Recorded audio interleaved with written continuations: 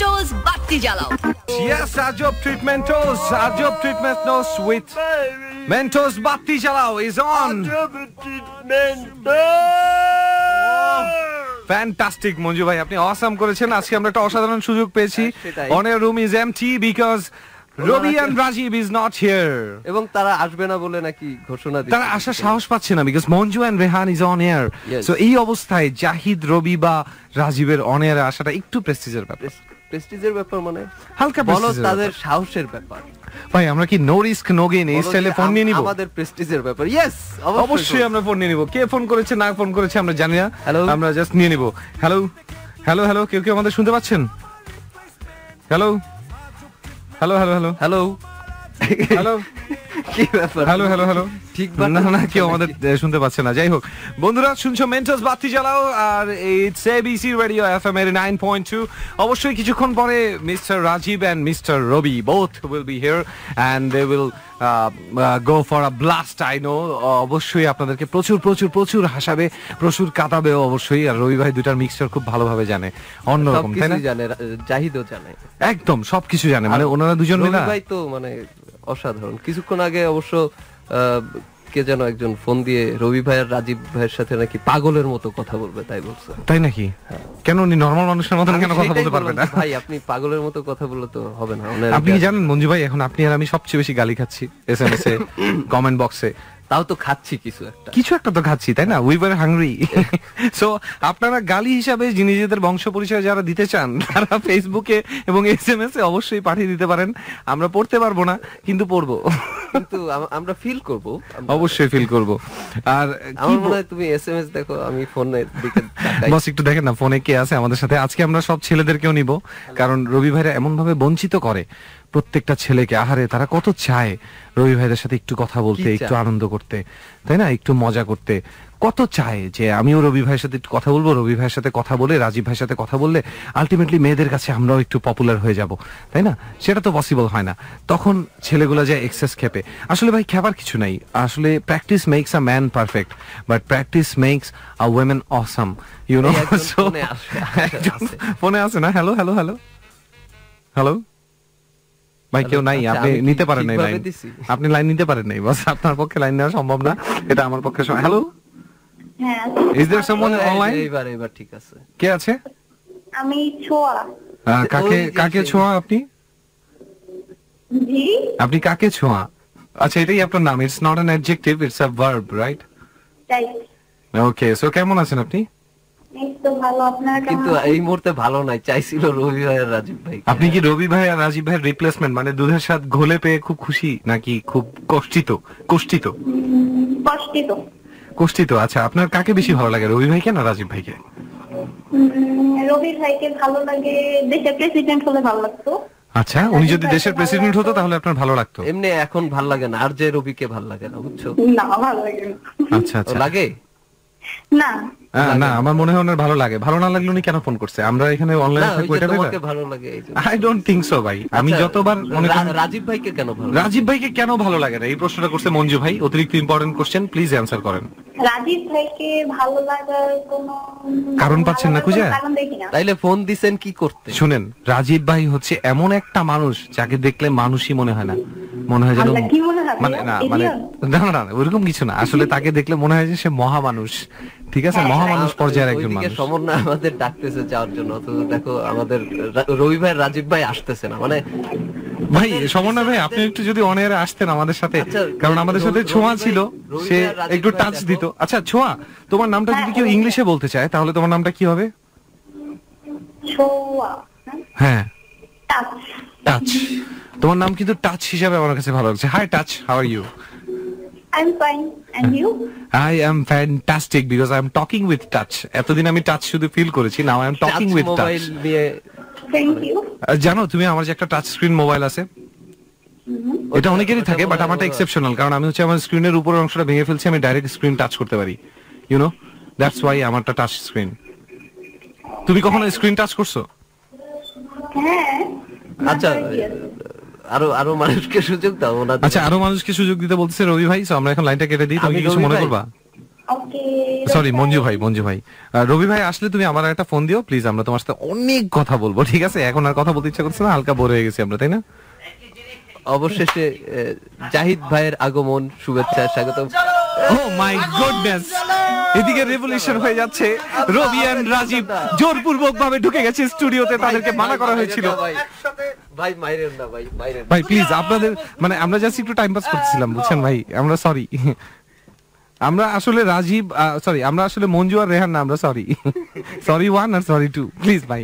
তোমাদের সবাইকে স্বাগত জানাচ্ছি বেন্টস বাতিজালা শোতে। তোমাদের সঙ্গে রয়েছে আমি আসিফ রবি, এবং আমাদের সঙ্গে রয়েছেন দাচোষক রাজীব, আমি রাজীব হাসান। আমরা দাচোষক রাজীব হাসান। আমাদের সঙ্গে রয়েছেন বাংলাদেশের 1 নম্বর আরজে রেহান। আমাদের সঙ্গে অবশ্যই রয়েছেন বাংলাদেশের 1 নম্বর ব্যান্ড শিল্পী, গায়ক, গাতক মঞ্জু। হেডফোন কই? একটা কথা কোনোদিন বলি নাই রবি ভাই, সেটা আজকে আমি বলে দিই, যেহেতু এখন চলে যাব, যাওয়ার আগে এতটুকু বলে যাই, love you man, you are the best, awesome. আপনার ইনস্ট্যান্ট যে সবার সাথে অ্যাজ আ থার্ড পার্সন কথা বলার যে কোয়ালিটি, বস এগুলো সিরিয়াস ব্যাপার নিয়ে তো মেন্টাসে কোনো কথা হয় না, আমরা সবাই পচাইতে থাকি সবাই সারাক্ষণ সবাইকে, but I must tell you, you are one man army. আপনি একা একটা শো একলাই চালাই দিতে পারেন, অসাম ছিল। আর জাহিদ ভাইকে অনেকক্ষণ ধরে কিছু বলতেছি না, দেখুন মাইন্ড করছে ভাই, আপনি একটু কিছু বলে দিন প্লিজ। তেল মারা শেষ রেহান পরজন্মে হইও রাধা, ঠিক আছে? বর্তমান জন্মে ই বোথ আর গাদাস, ওকে, বাট পরজন্মে রাধা। রেহানের উদ্দেশ্যে আমি একটা গান গেতে চাই, প্লিজ ভাই, এটা করেন না। বেন্টস বাতিজালা শো এর একটা বৈশিষ্ট্য আছে, সেটা হচ্ছে যে পৃথিবীর সমস্ত শোর একটা ফরম্যাট থাকে, একটা স্ক্রিপ্ট থাকে, একটা মানে একটা নিয়ম কানুন থাকে। বেন্টস বাতিজালা শোটা হচ্ছে একদম যা খুশি তাই। তোমাদের যদি বিশ্বাস না হয়, যে কোনো দিন তোমরা এই শো চলার সময় চলে এসো, এমন দেখবা যে তোমরা কথা বলতে পারবা। এবং আমাদের মাঝে এখন হাজির হয়েছেন, এইমাত্র হাজির হয়েছেন রাজীবের কি বলবো, রাজীবের ভাতার, এবং এবং শুধু এবং এবং এবং এবং আমি অপমানিত বোধ করলাম, রাজীবের সতীন, এবং আমি অপমানিত বোধ করলাম কারণ একটু আগে আমি ওয়াশরুমে বাংলাদেশের মেকআপ 1 করছিলাম। নম্বর আরজে মহিলা ক্যাটাগরিতে শাট আপ। আরজে তখন আমি হট পিঙ্ক লিপস্টিক লাগাচ্ছিলাম, কিন্তু আয়নায় আমার লিপস্টিক নিজেকে দেখে সমন্বয়ের কথা ভেবে লাল হয়ে গেল। আমাদের স্টেশনের সবথেকে গুড লুকিং, সবথেকে হ্যান্ডসাম, আমাদের স্টেশনের Shahrukh Khan RJ mister Sam and নয়। Only because I am your brother, এটা বল। হ্যাঁ, otherwise it would have been me. Only because তুই আর সেতু আমার ভাই, রাইট। যদি তোর কি বলে জঙ্গলি ক্যাটাগরিতে গুড লুকিং হইতো, তাহলে সেতু অ্যাওয়ার্ড পাইতো। হ্যাঁ, আর যদি তোর বি গ্রেডের দেশি নায়ক ক্যাটাগরিতে গুড লুকিং হইতো, তাহলে তুই অ্যাওয়ার্ড পাইতি। আর যদি Golden Globe Sajeda with due respect, আমি একটা কথা বলতে চাই, সেটা হচ্ছে যে সমন্বয়ের সাথে আমি বাংলাদেশি এক নায়কের খুব মিল খুঁজে পাই, সেটা স্যাম এন্ড নয়। ওর নামের বানানটাই সিরিয়াস গন্ডগোল আছে। স্যাম এন্ড নয়, স্যাম এন্ড নয়। সমন্বয়ের সাথে একটা বাংলা নায়কের মিল খুঁজে পাই বাংলা সিনেমা, সেটা হচ্ছে ইলিয়াস কাঞ্চন। ইলিয়াস কাঞ্চন তার ক্যারিয়ারের কি বলেন ভাই? আমার কাছে অমিত হাসানের সাথে বেশি মিল লাগে। না, ইলিয়াস কাঞ্চন মানে ইলিয়াস কাঞ্চন। রবি ভাই, তার ক্যারিয়ারের প্রথম রবি ভাই থ্যাংক ইউ সো মাচ, কারণ এর মানে হচ্ছে স্যামের বউ কোনো না কোনো এক পর্যায়ে গিয়ে রোড অ্যাক্সিডেন্টে মারা যাবে, তারপরে হি ইজ অ্যাভেলেবল। এবং মিডল এজেসে গিয়ে পুরুষ লোক কিন্তু ইউজুয়ালি তাদের চার্ম আরো বেশি বেরিয়ে আসে। তুই কখনো তিমি মাছের হাত দেখছস? আই এম লুকিং ফরওয়ার্ড, অক্সিলারির দিকে তাকালে দেখতে পাবি। হ্যাঁ, তুই কখনো দোস্ত ডেঞ্জার হাই ভোল্টেজ দেখছস? অক্সিলারির দিকে তাকালে দেখতে পাবি। মানে আমি কেন সমন্বয় ইলিয়াস কাঞ্চনের মতো বললাম, কারণ বাংলাদেশের সমস্ত নায়িকা হচ্ছে তাদের সিনেমা শুরুতে সিঁড়ি থেকে নামার সময় বা রাস্তাতে যাওয়ার সময় নায়িকার সঙ্গে বাড়ি খায়। ধরো জসিম এক নায়িকার সঙ্গে বাড়ি খাইলো, এখানে আমরা দেখবো যে সিনেমার ওই সময় ওই দৃশ্যে দেখা যাবে নায়িকার সাথে বাড়ি খাওয়ার পর নায়িকা শাবনূর হইতে পারে, শাবানা হইতে পারে, সুচরিতা হইতে পারে, নায়িকা লজ্জা পাচ্ছে। হ্যাঁ, বাট এই সিনারিওতে সমস্যা হচ্ছে যে সমন্বয়, ওর personality there is only one thing missing, ওর সেই ও একটু বেরোশিক টাইপের, ওর মধ্যে সেই রসকসটা নাই। উনি হচ্ছেন ইলিয়াস কাঞ্চন। আমার মনে হয় না কোনো ছেলের মধ্যে কষ্ট থাকা উচিত। তুই যে বললি রসকস নাই, you are right, but anyway আমাদের এখন রাত 12টা বাজে নাই, রেডিও এডিট ডেটটার প্রবলেম, এইসব নিয়ে আলোচনা করি। Number 1 for entertainment. ইভেন নায়ক রাজ্জাকের সাথে নায়িকার বাড়ি খেলে রাজ্জাক লজ্জা পায় না, নায়িকা লজ্জা পায়, কিন্তু ইলিয়াস কাঞ্চন এমন এক নায়ক যার সাথে নায়িকা বাড়ি খেলে ইলিয়াস কাঞ্চন নিজেই লজ্জা পায়। সমন্বয় মানে সেই রকম যে একদম মানে খুবই লাজুক, খুবই সফট স্পোকেন, লাজুক কিসের, খুবই মানে অফিসে তো আমিও লাজুক, আমিও সফট স্পোকেন, না না দোস্ত, এটা তোর ভুল ধারণা। Thank you. না না, আমি এটা জানতে চাই। না না, এখানে এখন ভোটিং হবে। Rajib, am I not a very soft spoken, kind hearted, ভীষণ sweet person? ভয়ঙ্কর রকমের। তুই তো মূর্খ এবং দোস্ত তুই মিথ্যাবাদী। এতই কাইন্ড হার্টেড যে তুই যাই বলবি সে এগ্রি করবে। একদম। অ্যাকচুয়ালি ও এতই মূর্খ এবং এত বড় মিথ্যাবাদী, আমি যাই বলবে ও তাতেই এগ্রি করবে। রবি ভাই, ইয়োর টার্ন। আমি বল, বিমল ভিতরে একটা গল্প ছিল। আচ্ছা, আপনি সত্যি সত্যি বলেন, আমি কি মেয়ে হিসাবে am I not, মানে মেয়েরা যেমন হওয়ার কথা ক্যান্ডি ফ্লসের মতো, হাওয়াই মিঠাই, সুইট। হাই এভরিওয়ান, রবি ভাই কেমন আছেন? আমি খুবই ভালো আছি, ফার্স্ট অফ অল। সেকেন্ডলি, মানে কি you disagree? No, I don't agree. সেটা হচ্ছে সাজিদা, তুমি যেমন He আছো, doesn't disagree, he don't agree. আমি যেমনটা কেমন, তুমি যেমনটা হচ্ছে ঠিক সাজিদার মতো। তোমার সাথে তোমার বৈশিষ্ট্য সেটা হচ্ছে কি? সেটা কি, এটা হচ্ছে সাজিদাকে না দেখলে বোঝা যাবে না। যেমন রবির মতো, ঠিক আছে। রাজীব হচ্ছে ইয়ের মতো, তোমার জাহিদ ধরো- ভাইয়ের মতো। না, রাজীব হচ্ছে গুড ফর নাথিং এর মতো। তারপরে এক্স্যাক্টলি গুড ফর নাথিং এর মতো। তারপর ইয়ে হচ্ছে সমন্বয়, ইলিয়াস সমন্বয় কাঞ্চনের মতো। হচ্ছে রেহান হচ্ছে নাম্বার 1 এর মতো। আলটিমেট। রেহান হচ্ছে সিরিয়াসলি নাই জসিমের মতো, মানে জসিম অথবা মান্নার, মানে জসিম আর মান্নার একটা ব্লেন্ড। জসিমের মুভি নকল করে এখন শাহরুখ খান মুভি করে দিলওয়ালে, বুঝছেন? ঠিক আপনি আছে। আমার জসিম বলে নামাইতে পারবেন না। জসিম আর মান্নার একটা ব্লেন্ড। এখানে যদি দেশি জন্না, আমার নাম জন্না। এবং রেহান যখন উত্তেজিত হয়, তুমি খেয়াল করবে ও দুই ঠোঁটের কোণাতে লালা ঝরে। একদম। এটা জাস্ট এটা জসিম এবং মান্নার একটা আচ্ছা, বৈশিষ্ট্য। এটা কিন্তু থ্যাংক ইউ রবি ভাই, বারবার এটা মুছে দেওয়ার জন্য। এটা কিন্তু সেতুর হয়। সেতুরও তাহলে কি হয়, তাই। তাহলে কি আমার সাথে যারা রিলেট, মানে ভাই হিসেবে রিলেটেড, এটা কি দে আর এটা ভেরি কি সেম ওদেরই ভাই। আমি defect? এইটুকু বলতে পারি। আমি জানি না কেমন ভাই, কাজিন ভাই। লালা ঝড়ে যদি জলাতঙ্ক রোগ হয়, আপনি কামড় টামড় দেন না তো? না, বাট কথা কামড় হচ্ছে দেয় না, যে এখন সবাই যেহেতু নিজেকে কোনো না না, কোনো একটা এখানে চরিত্র- মেন্টোসি কিন্তু রাজীব আর রবির ফোন আসলে লালা ঝরে। রেহান, সেই ক্ষেত্রে আমরা কি বলতে পারি? মানে রেহান। ফিমেল কন্টেন্ট ফোন আসলে। আর মঞ্জু হচ্ছে Local train। আমাদের জীবনে শুনি নাই কেউ বাংলা মানে সিনেমার নিজের একটা নাম character রেহান ছিল, এক্সপ্রেস জাম্বুর স্লিম ভার্সন। এইটা ভুল।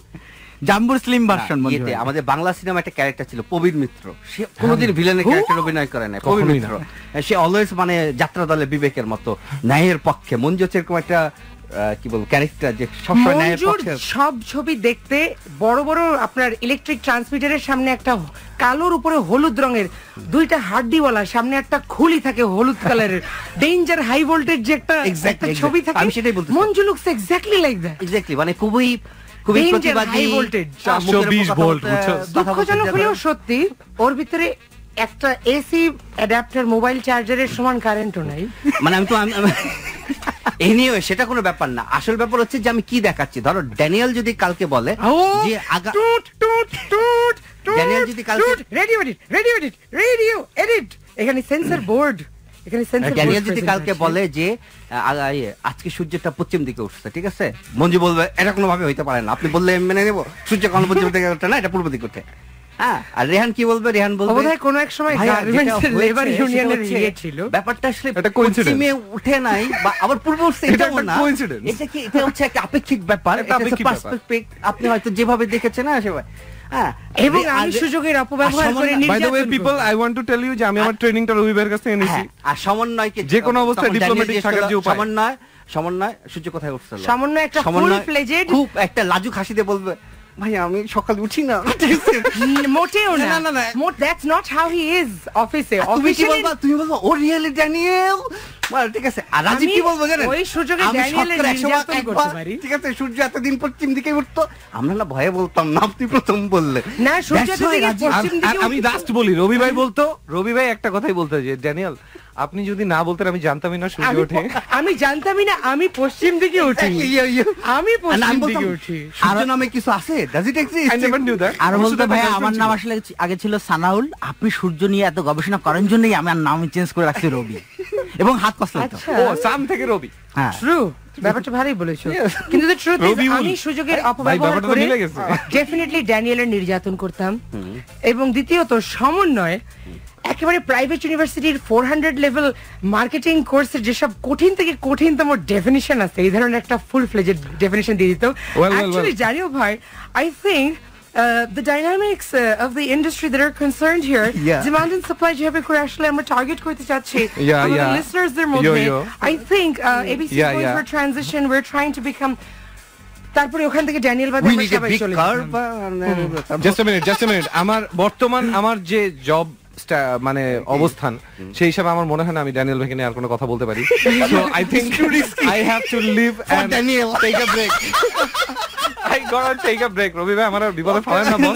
আপনারা ভালো থাকেন, একটা ব্রেক নিয়ে আমরা 1 মিনিটের একটা ব্রেক মাস। আগে রেহান প্লিজ আমাদের ক্রিসমাস সং এর ওপেনিং জিঙ্গল বেলটা একবার গাও। জিঙ্গল বেল জিঙ্গল বেল না জিঙ্গল বেল জিঙ্গল বেল ভুলে গেছি দোস্ত বাকিটা। Jingle reps, I am single, ready to mingle, but only with RJ. আমরা এখন একটি বিরতিতে চলে যাচ্ছি, বিজ্ঞাপন বিরতির পর একটু পরে আমরা আবার ফিরে আসবো। Stay tuned because we are number 1 for entertainment. এবং তোমাদের জন্য only for you. এবং তোমাদের জন্য অপেক্ষা করছে একটা দুর্দান্ত গল্প, যে গল্পটা আমি আজকে বলবো। গল্প বলার জন্য আমি আজকে এসেছি, একটু পরে আবার কথা হবে। ভালো থাকো। মেন্টোস বাতি জ্বালাও, মেন্টোস বাতি জ্বালাও। তোমরা শুনছো মেন্টোস বাতি জ্বালাও। তোমাদের সঙ্গে রয়েছে আমি আসিম এন্তাজ রবি, এবং আমার সঙ্গে রয়েছেন রাজীব হাসান, এবং আমাদের সঙ্গে এতক্ষণ অনেকেই ছিলেন। যাই হোক, যখন দুঃখের গল্পগুলো বলতে হয় তখন তো আমাদের একাই থাকতে হয়, এবং একাই সেই দুঃখের গল্পগুলো তোমাদের সাথে শেয়ার করতে হয়। এবং আমি জানি ফাইনালি আমি একা নই, আমার সাথে ভালোবাসা ভাগ করে নেয়ার, আনন্দ ভাগ করে নেয়ার, এমনকি কি বলবো, এমনকি কখনো কখনো না, আমি মনে করি দুঃখ ভাগ করে নেওয়ারও প্রচুর মানুষ পাওয়া যায়, যদি না আরো কিছু দুঃখী মানুষকে খুঁজে পাওয়া যায়। শো শুরুতে আমি বলতে চাই I love you Rumu. Rumu, তোমাকে ছাড়া আমি বাঁচবো না, আমি ফাইনাল ডিসিশন নিয়েছি। আমি সবাইকে বলে দিয়েছি যে রুমু আমার সবকিছু, রুমুকে ছাড়া আমার কিছুই হবে না। একটু অন্যভাবে বললে, অ্যাপ্রোচটা করলে আপনার মনে হয় কাজ করতো, কারণ আপনি কাকে ছাড়া বাঁচবেন না বলার পর 100 জনকে বলছেন গত 30 বছরে, এবং 30 বছর ধরে আপনি দিব্যি তাদেরকে ছাড়াই বেঁচে আছেন, এবং আল্লাহ যদি হাত দেয় আপনি আরো 30 বছর রুমুকে ছাড়া, এবং পরবর্তী রুমু চাইলেন, যখন চাইলেন 30 বছর মাত্র কেন চাইলেন? 60 বছর কোন আয়ু হইলো? আপনার আয়ু আছে বড় জোর 5 বছর, আমি আপনার 6 গুণ শুভাকাঙ্ক্ষী, এই কারণে 5 দিয়ে 6 গুণ করে 30 বছর চাইছি। আচ্ছা ঠিক আছে রাজীব, অসংখ্য ধন্যবাদ। I love you Rumu. Rumu, তোমার সঙ্গে দেখা হবে। কতদিন তোমাকে দেখি না, তোমার কথা সারাক্ষণ মনে পড়ে, তোমার কথা ভেবে ভেবে আমার রাত দিন হয়ে যায়। যাই হোক, রবীন্দ্রনাথ লিখেছেন, কতদিন দেখি না তোমায়, বড় সাত জাগে একবার তোমায় দেখি। না, রবীন্দ্রনাথ লিখেছেন তুমি কেমন আছো তুমু, ও গো আমার রুমু। আচ্ছা, মানে তুমিটাকে ছন্দ মেলানোর জন্য তুমু করেছেন। যাই হোক, আমরা এখন যে গল্পটা বলবো এটা আমার অসম্ভব প্রিয় একটা গল্প। এই গল্পটার নাম হচ্ছে চেক। চেক মানে হচ্ছে অনেক ধরনের চেক আছে, দাবার মধ্যে আমরা এক ধরনের চেক দিই, আমরা বলি চেকমেট। না, মঞ্জু ভাইরা দেয় একটা হ্যালো চেক চেক চেক, মাইক্রোফোনে হ্যালো বলার সময় আমরা বলি চেক চেক চেক। না, এটা সেই ধরনের চেক না, এটা হচ্ছে খুবই সামান্য একটা চেক, টাকা পয়সার চেক, একদম টাকা পয়সার একটা চেক। এই গল্পটা আমি বলবো, খুবই পুরানো একটা গল্প। এই গল্পটা আমি আমার মতো করে বলবো, তারপর বলবো এই গল্পটা কে লিখেছিলেন, কেন লিখেছিলেন, কোন সময় লিখেছিলেন। আমরা চলে যাই আমাদের সেই বিখ্যাত চেক গল্পে।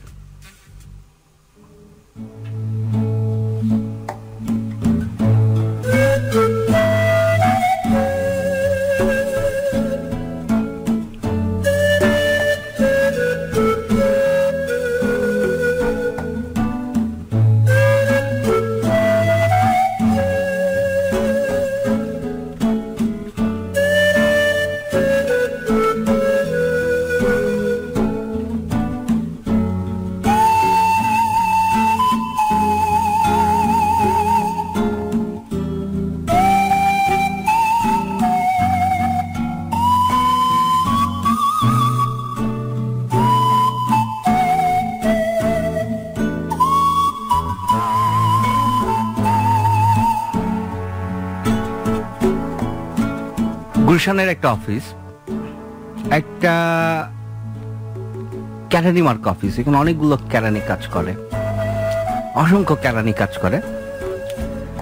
তার মধ্যে সবচেয়ে সিনিয়র ক্যারানির একজন বয়স্ক মানুষ, তার বয়স 29 বছর, বিয়ের জন্য সে মেয়ে খুঁজছে। এখন ভালো মেয়ে পাচ্ছে না বলে সে বিয়ে করতে পারছে না। আবার তার মাথায় এই চিন্তাও আছে যে কেরানিগিরি করে যত টাকা পাওয়া যায় তত টাকা দিয়ে তো একা মোটামুটি চলা যাচ্ছে। দুজনের বাড়িতে সংসার চালানো। বাবা মাকে কিছু টাকা মাসে মাসে মানি অর্ডার করেও পাঠিয়ে দেওয়া যাচ্ছে, কিন্তু যদি বিয়ে করি তাহলে চালাতে পারবো তো সংসারটা? তার চাইতে বড় কথা, আমাকে কে বিয়ে করবে? সেই 29 বছর ছেলেটির নাম হচ্ছে রবি, এবং সে অন্যদের তুলনায় একটু বেশি জানে শোনে বা সুন্দর করে কথা বলে দেখেই মানে সবার সমান যোগ্যতা থাকা সত্ত্বেও সে একটু অফিসে একটু ভালো পজিশনে আছে। তো এরকম রবি বছরের পর বছর ধরে চাকরি করে যাচ্ছে।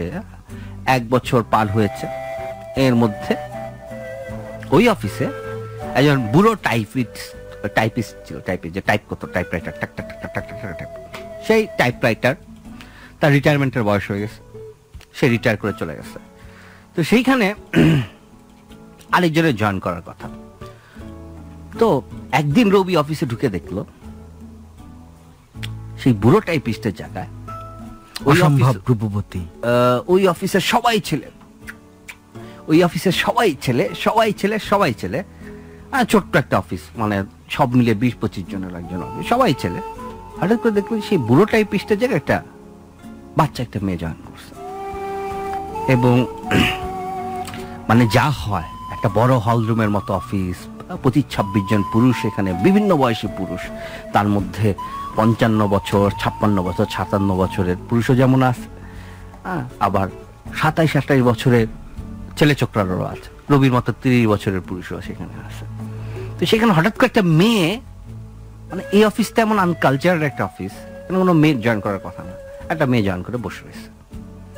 এবং মেয়েটাকে দেখলে বোঝা যায় তার জামা কাপড়, তার শাড়ি, তার বেশভূষা দেখলে বোঝা যায় মেয়েটা অভাবী ঘরের একটা মেয়ে, মানে খুব যে শখে চাকরি করতে আসছে তা না।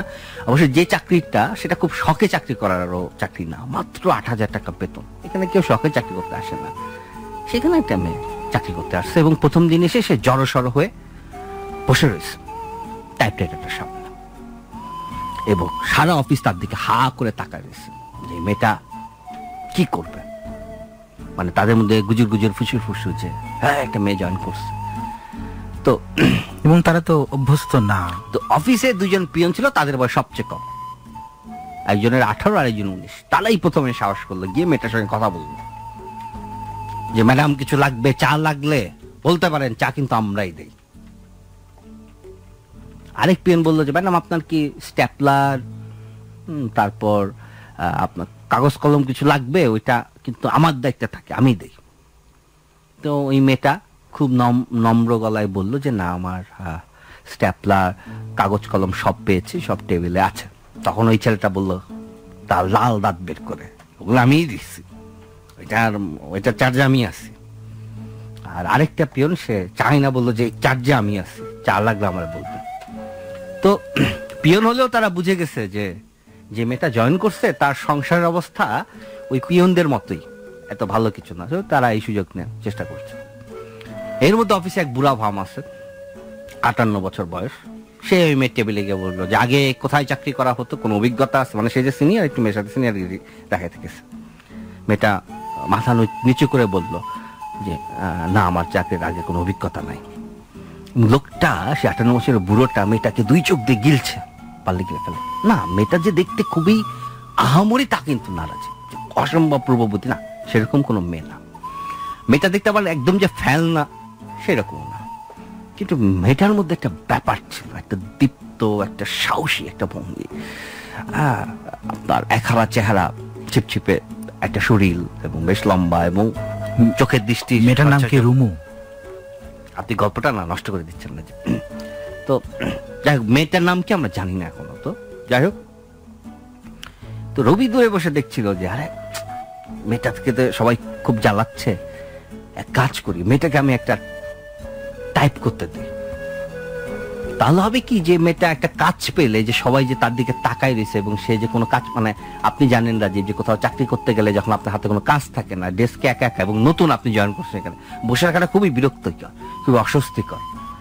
তো রবি তখন একটা চিঠি নিয়ে মেয়েটার টেবিলে গেল, গিয়ে বলল যে বসে বসে আর কতক্ষণ থাকবেন, আমার মনে হয় না আপনার খুব ভালো লাগছে, তো এক কাজ করুন, আপনি চিঠিটা টাইপ করে ফেলুন।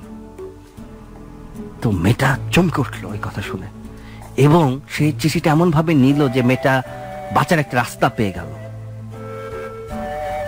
কারণ সে আসলে এতক্ষণে মানে মানে জাস্ট অফিস শুরু হয়েছে 2-3 ঘন্টা, এর মধ্যে এত ঘটনায় তার অবস্থা বেশ সঙ্গীন ছিল, খুব ভালো অবস্থায় সে ছিল না। তো তারপর একটা কাজ পেয়ে মেয়েটা একটা কৃতজ্ঞতার হাসি দিল রবির দিকে তাকিয়ে, যে না, কাজ পেয়ে সে খুশি। কারণ যতক্ষণ সে কাজ করবে ততক্ষণ আশেপাশে পুরুষদের নানান রকমের বিচিত্র দৃষ্টি, বিচিত্রভাবে তাকিয়ে থাকা, হ্যাঁ, কেউ কেউ রাজীবের মতো হ্যাংলার মতো তাকিয়ে আসছে, কেউ কেউ লোভাতুর চোখে তাকায় রয়েছে, কেউ কেউ বিরক্তি নিয়ে তাকায় রয়েছে, কেউ কেউ নানান ভাবে তাকায় রয়েছে। এটা থেকে অন্তত বাঁচা যাবে। মেয়েটা ঝটপট টাইপ করা শুরু করলো, রবি এসে তার সিটে বসলো। তারপর আধা ঘন্টা পর মেয়েটা চিঠিটা টাইপ করে রবির টেবিলে দিতে গেল। তখন রবি কাগজটা হাতে নিল, হাতে নিয়ে চিঠিটা পড়লো, পড়ে হেসে দিল। কারণ চিঠি ভর্তি অসংখ্য টাইপিং মিস্টেক, প্রচুর বানান ভুল, মানে টাইপ করতে গিয়ে ভুল হয়েছে। তো রবি হাসতে হাসতে সেই ভুলগুলো দাগ দিল লাল কালিতে, বললো যে আপনি, আপনার নামটা কি? মেয়েটা তখন মুনমিন করে কি যেন বললো। তখন রবি বলল, আমি শুনতে পাই, আপনার নামটা কি? মেয়েটা বললো, আমার নাম রুমু। তো শুনে রবি হেসে দিল, রুমু? আপনি যে একটা পুরা নাম আছেন, পুরা নামটা বলেন। রুমুতে কারো নাম হতে পারে না অফিসে রাখার জন্য। তখন মেয়েটা মাথা নিচু করে বললো যে না, আমার নাম রুমিতা ইসলাম রুমু, আমাকে সবাই রুমু বলে ডাকে।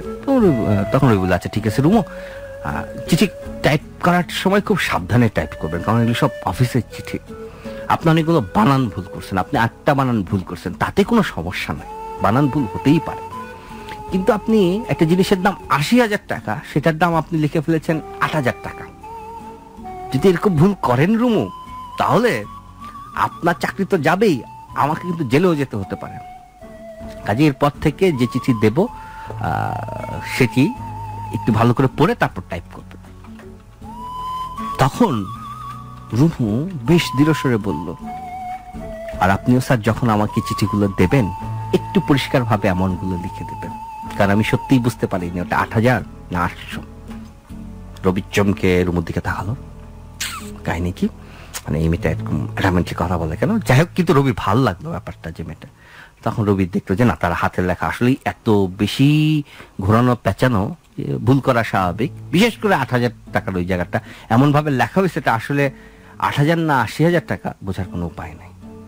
তো রবি হাসতে হাসতে বলে, আচ্ছা ঠিক আছে, ওকে ঠিক করে দেবো বলে ছেলেটা ঠিক করে দিল। এবং রুমু আরো হাফ এন আওয়ার পর চিঠিটা ঠিকঠাক করে নিয়ে আসলো, এবং চিঠিতে আসলেই কোনো বানান ভুল নাই। তো এইভাবে চলছিল পুরো অফিসটা।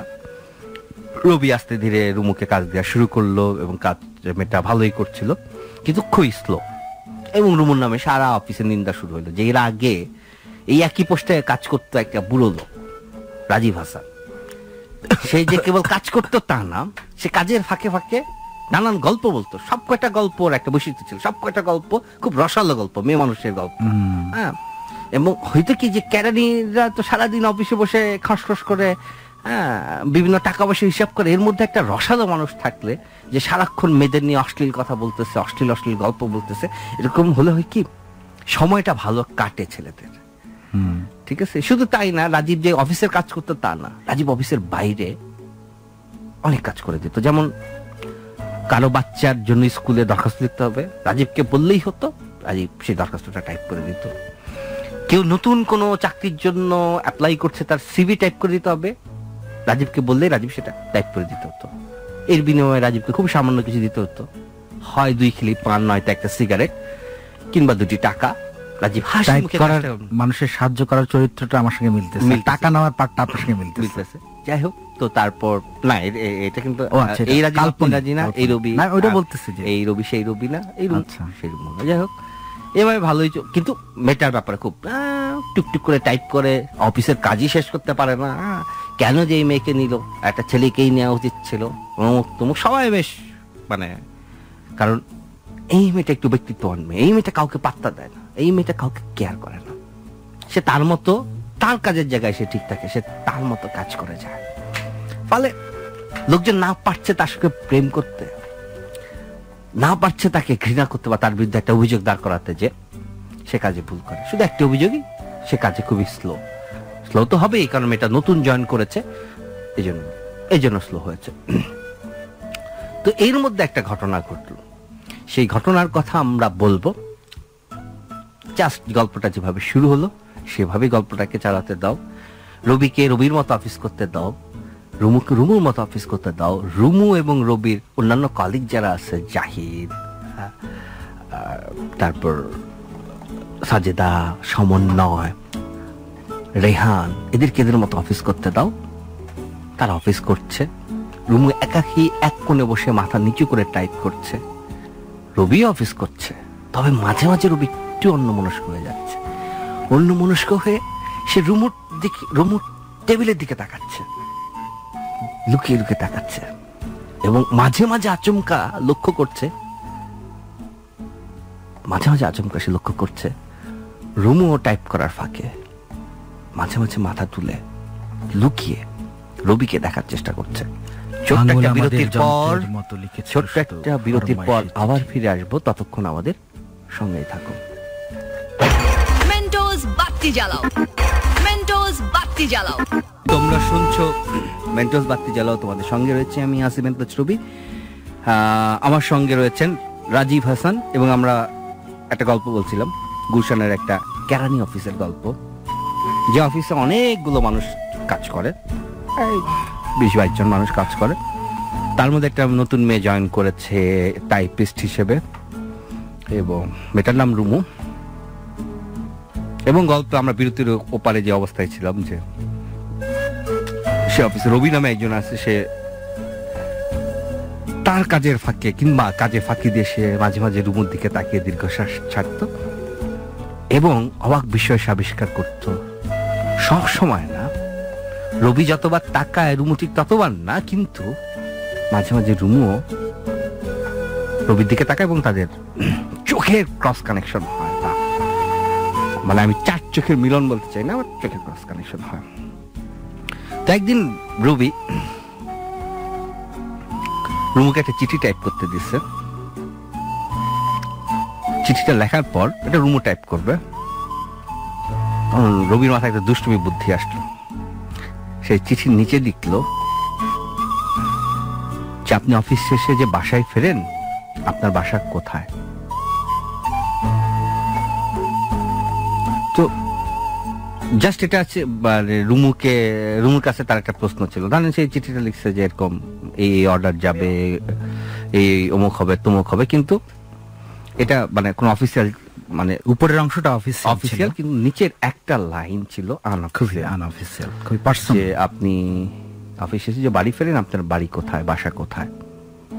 রুমু এমন দুষ্ট একটা মেয়ে, সে কি করছে, পুরোটা টাইপ করছে, অফিসিয়াল অংশটা এবং পার্সোনাল অংশটা টাইপ করে সে হাসতে হাসতে, এবং নিচের অংশটা লাল কালি দিয়ে মার্ক করে সে হাসতে হাসতে রবিকে চিঠিটা জমা দিচ্ছে। তো রবি যখন চিঠিটা মানে পাইছে, তখন রবির হাতে অনেক কাজ। রবি চিঠিটা দেখার সময় পাই নাই, কারণ তার হাতে অনেকগুলো চিঠিতে সাইন করতে হবে। সাইন করতে করতে ওই চিঠিটা যখন আসলো, তখন দেখলো যে নিচের একটা লাইন লাল কালি দিয়ে আন্ডারলাইন করা, সেখানে লেখা অফিস শেষে আপনি যে বাড়ি ফেরেন, আপনার বাড়ি কোথায়? রবি তো মেজাজ চড়ে গেল, যেটা তো সে পার্সোনালি লিখছিল। আরেকটা তখনই আবার তার সাথে একটা লজ্জা হইলো যে অফিসিয়াল চিঠি সে কেন পার্সোনালি একটা মেয়েকে এই কথাটা লিখছে। তারপর সে রুমুকে ডেকে পাঠালো যে রুমু একটু এদিকে আসবেন। রুমু আসলো, আসার পর রবি বলল এই লাইনটি কি? তো রুমু বললো, বারে আপনি আমাকে প্রশ্ন করতে পারেন, আমি আপনাকে প্রশ্ন করতে পারি না। রুমু বললো মানে? তখন রুমু বললো যে প্রশ্নটা আমারও, আপনিও যে অফিস শেষে বাড়ি ফেরেন, আপনার বাড়িটা কোথায়? তো রবি বললো হাসতে হাসতে, আচ্ছা ও এটা আপনার প্রশ্ন, আপনি আমাকে হাতে লিখে দিতে পারতেন, আমি তো টাইপ করি, আপনার মতো তো হাতে লেখা বস হতে পারি। তো রবি বললো আমার বাসা মিরপুর। রুমু বললো আমার বাসা যাত্রাবাড়ি। শুনে রবি আমরা দুইজন দুই দিকের মানুষ, কোথায় যাত্রাবাড়ি কোথায় মিরপুর, একদম ঢাকা শহরের দুই দিকে। হ্যাঁ তাই, একই শহরে আমরা বসবাস, কিন্তু দুইজন দুই প্রান্তে থাকি। তো এই আফসোস নিয়ে কয়েকদিন কাটলো, রুমুর কাটলো, রবির কাটলো। রুমুর কাটলো কিনা আমরা এখনো জানি না, তবে রবির কাটলো। পাশে যদি একসঙ্গে মিরপুর হতো তাহলে খুবই মজা হইতো, একসঙ্গে বাড়ি ফেরা যেত। যদি এটা খুব অসম্ভব একটা চিন্তা, অফিসের একজন কলিগ, মানুষজন দেখলে কি বলবে, মেয়েটাই বা কি ভাববে, কিন্তু একসঙ্গে তো বাড়ি ফেরা যাইতো। মিরপুর হলো, কিন্তু মেয়েটার বাসা এমন একটা জায়গায় সায়দাবাদ, সেখানে একসঙ্গে বাড়ি ফেরাটা খুব বেশি বাড়াবাড়ি হয়ে যাবে। তাই একদিন ছিল হরতাল, অফিস থেকে বেরোয়ার পর দেখা গেল রাস্তাঘাট পুরা ফাঁকা, কোনো বাস টাস চলছে না। তখন রুমু রাস্তায় একা দাঁড়ায় রয়েছে, প্রচুর ভিড়।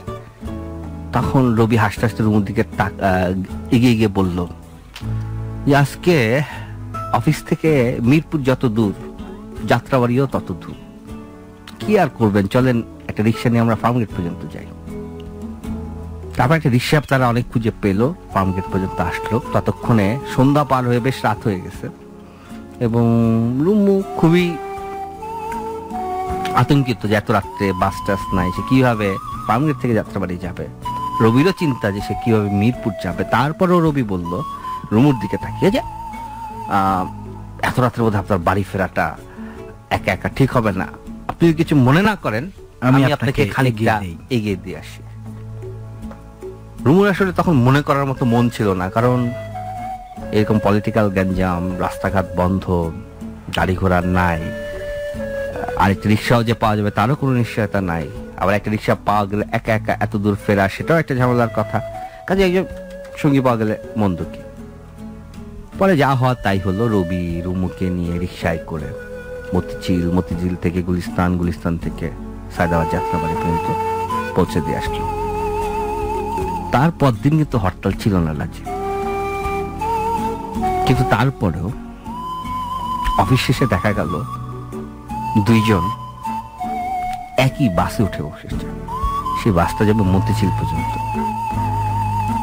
রুমু বলল এটা কি ঠিক হচ্ছে? আপনার বাসা একদম উল্টা দিকে, আপনি কেন অযথা এতটা উল্টা পথে আসবেন?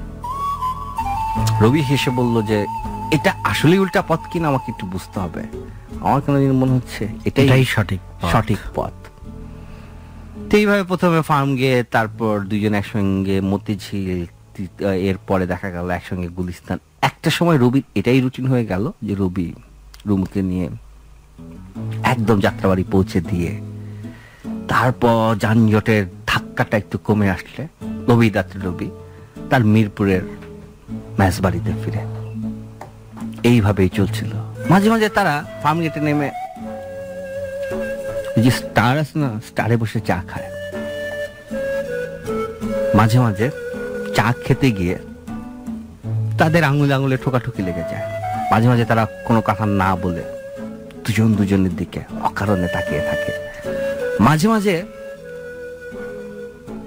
তারা কথা বলে না, দুজনের দিকে তাকিয়েও থাকে না, কিন্তু দুজন দুদিকে তাকিয়ে চুপচাপ বসে থাকে। এবং এই বসে থাকার মধ্যে যে কি দারুণ রকমের, কি দুরন্ত রকমের শান্তি আছে, সেটা রবি জানে, সেটা রুমুও জানে। চলছিল এইভাবে বেশ। একটা পর্যায়ে তাদের মধ্যে খুব ভালো সম্পর্ক হলো। তারা একসঙ্গে বাসাটা মিরপুরে নেবে নাকি যাত্রাবাড়িতে নেবে এমন কথা ভাবা শুরু করলো, কারণ তারা মোটামুটি নিশ্চিত তারা বিয়ে করবে। এর মধ্যে রুমুর পরিবারের কথা রবির জানা হয়ে গেছে। রুমুর একটা বোন আছে, বড় বোন, তার বিয়ে হয়েছিল কিন্তু ডিভোর্স হয়ে গেছে। রুমুর আছে বুড়ো বাবা, বুড়ো মা। বাবাটা একটা ফ্যাক্টরিতে কাজ করতো, সেই ফ্যাক্টরিটা বন্ধ হয়ে যাওয়ায় বাবার চাকরিটা চলে গেছে।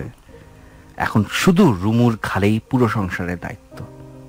এই জন্য রুমু সেই যাত্রাবাড়ি থেকে এত দূর গুলশানে অফিস করতে আসে এবং 8,000 টাকা বেতনের একটা টাইপিস্টের কাজ। এই চাকরিটা রুমু পেত না, ভাগ্যে সে টাইপিংটা জানতো, এই জন্য সে কাজটা পেয়ে গেছে। আর ওদিক দিয়ে রবির কথা তো আমরা সবাই জানি, রবির বাবা মা বাড়িতে থাকে, রবি মিরপুরে একটা মেসে থাকে এবং তার মনেও এই দ্বিধা আছে যে বিয়ে করার পর বিয়ে করতে সে চায়, বিয়ে করাটা তার দরকার। তার মনে হয় যে গভীর রাত্রে কেউ যদি একজন তাকে বাতাস করতো, কেউ যদি খাবারের সময় ভাত বেড়ে না দেখ, অ্যাটলিস্ট একটু যদি জিজ্ঞেস করতো যে একটু লবণ লাগবে কিনা, একটা কাঁচামরিচ এনে দেবে কিনা, তাহলে ব্যাপারটা মন্দ হতো না। কিন্তু একই সাথে দুইজনের সংসার চালানোর মতো টাকা তো রবি রোজগার করে না। অফিস তো তাকে এত টাকা দেয় না। তবুও তারা স্বপ্ন দেখে যে তারা ঘর বাঁধবে। স্বপ্ন দেখতে দেখতে একটা পর্যায়ে তারা সিদ্ধান্ত নেয় যে তারা ঘর বাঁধবে, এবং ঘরটা কোথায় বাঁধবে, মিরপুরে না যাত্রাবাড়িতে।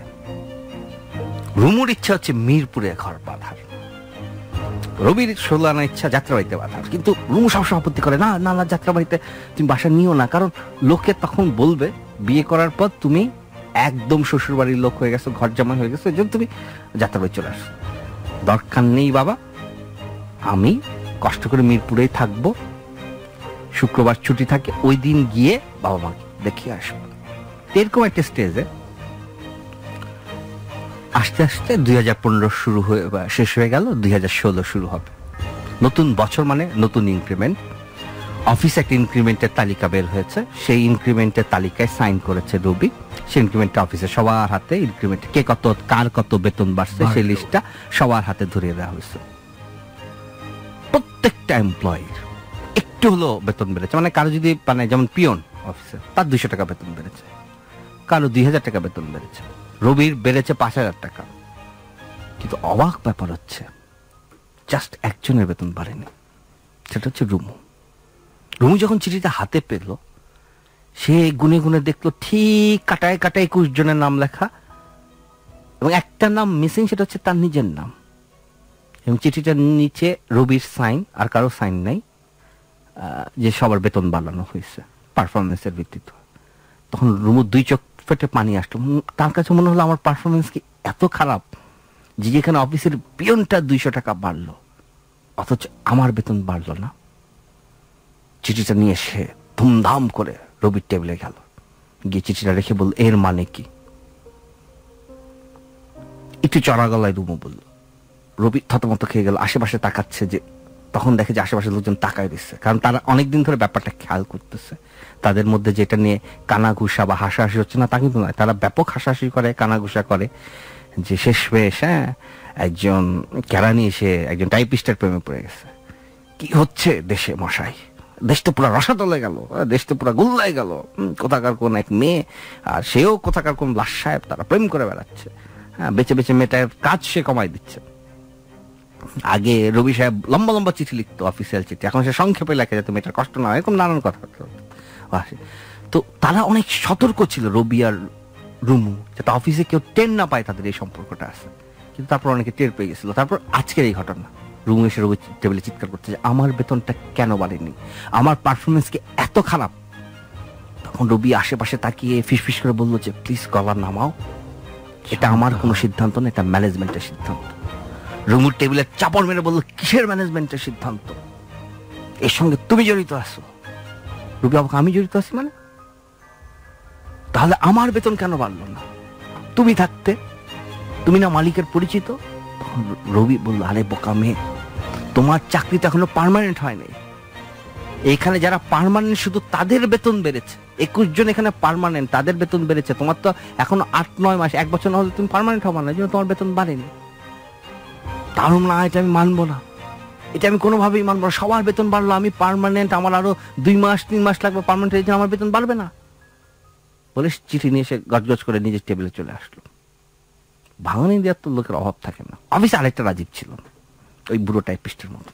সে গিয়ে রুমুরে চাবাই চাবাই বললো, আপনি এক কাজ করেন, আপনার একটা অ্যাপ্লিকেশন করেন মালিক বরাবর, যে আপনার সাথে অন্যায় করা হয়েছে, আপনার বেতন বাড়ানো উচিত, এটা একটা প্রতিবাদ হওয়া দরকার, দরকার হলে আমরা সবাই আপনাকে সাপোর্ট দেব। হ্যাঁ, রবি সাহেব ভাবছে কি, হ্যাঁ আপনি রবি সাহেবকে একটু খাতির করেন দেখে সে মাথা কিনে ফেলছে নাকি? এগুলি কি, সে হচ্ছে আপনার বেতনটা না বাড়ায় সে সবার কাছে ক্লিন থাকতে চাইলো, যে আপনার সাথে তার কোনো কিছু নাই। আপনি তো জানি যে আপনি তো ওনাকে পছন্দ করেন বেশি, আমাদেরও করেন, ওনাকে একটু বেশি করেন, কিন্তু উনি কেমন মানুষ এটা তো জানেন না, ওনার অনেক স্ক্যান্ডাল আছে, উনি খুবই খারাপ লোক।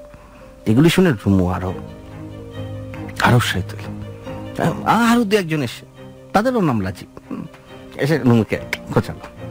রুমু কি করলো, খস করে একটা অ্যাপ্লিকেশন লিখলো, হাতে টাইপ করলো না, হাতে একটা অ্যাপ্লিকেশন লিখলো, লিখে স্ট্রেইট মালিকের রুমে চলে গেল। মালিক তো মতো, কি ব্যাপার? আমার একটা অ্যাপ্লিকেশন ছিল, আপিল ছিল। মালিক বলল, তুমি আমাদের এখানে কাজ করো? হ্যাঁ। কি পজিশনে কাজ করো? বললো আমি টাইপিস্ট। তো মালিক খুবই অবাক হয়ে গেল, তুমি টাইপিস্ট? ওয়েল, আমার অফিসের আগে আমার রুমে ম্যানেজারের নিচে কেউ কোনোদিন ঢুকে নাই, সাহস পায় নাই। তুমি একজন টাইপিস্ট হয়ে আমার রুমে ঢুকছো। ওয়েল, তোমার আপিলটা কি?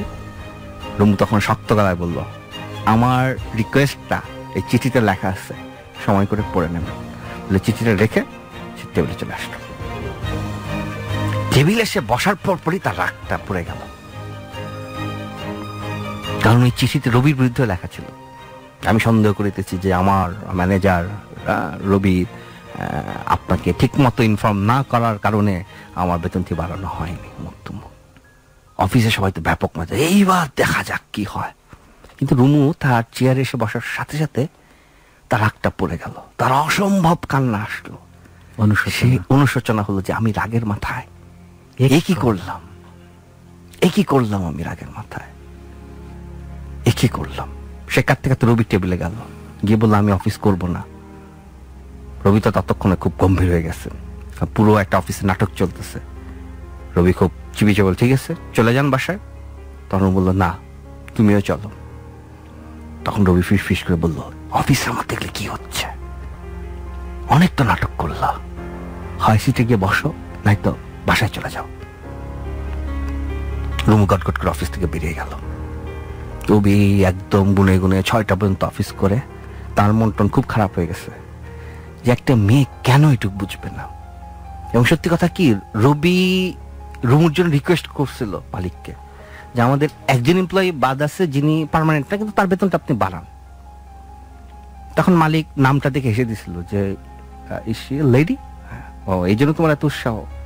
রবি তারপর আরো 2বার রিকোয়েস্ট করছে, এরপর মালিক একটা বিশ্রী হাসি দিচ্ছে যে তোমার এত উৎসাহ কেন, আমি তো অফিসের রুলস এন্ড রেগুলেশন মালিক হয়ে ভাঙতে পারি না, এই রুলস এন্ড রেগুলেশন তো আমরাই বানাইছি, আমরা কেন ভাঙবো।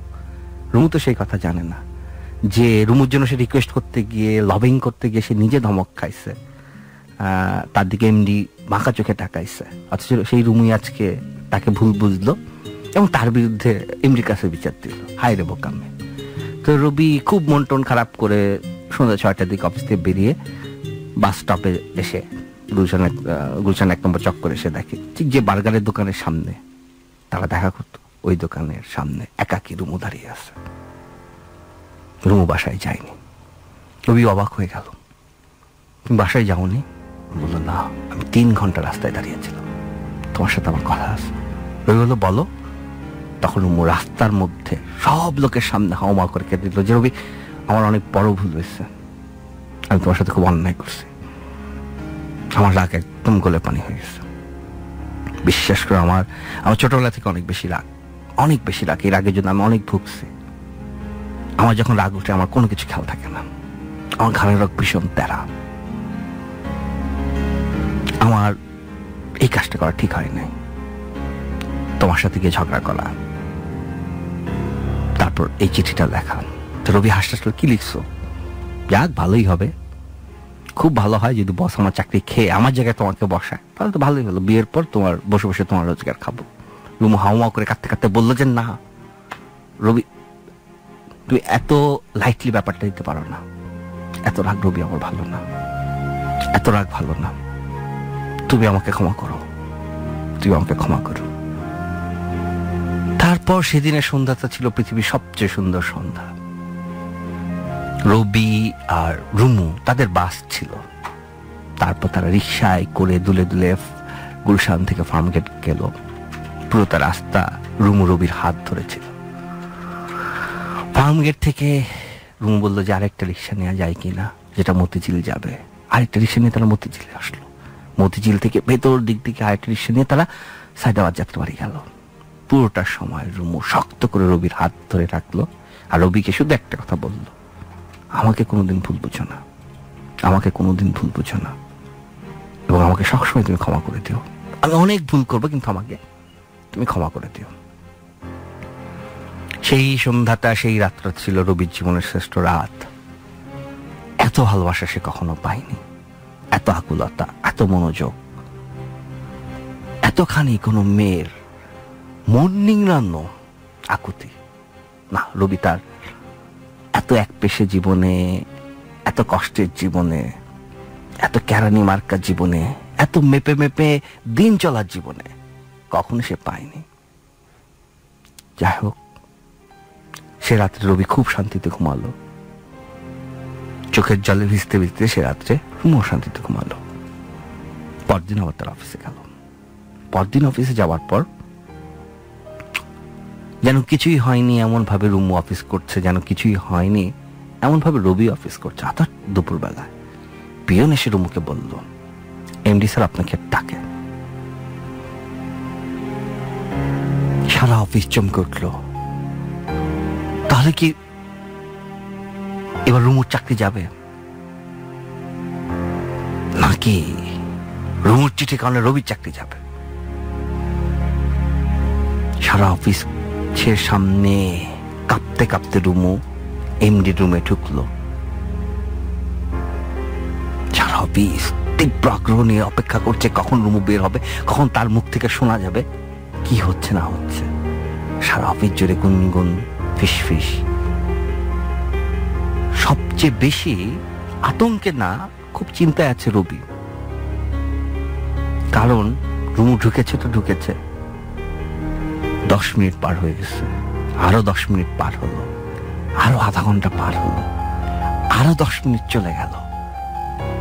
এইভাবে আরো 2 ঘন্টা পার হলো।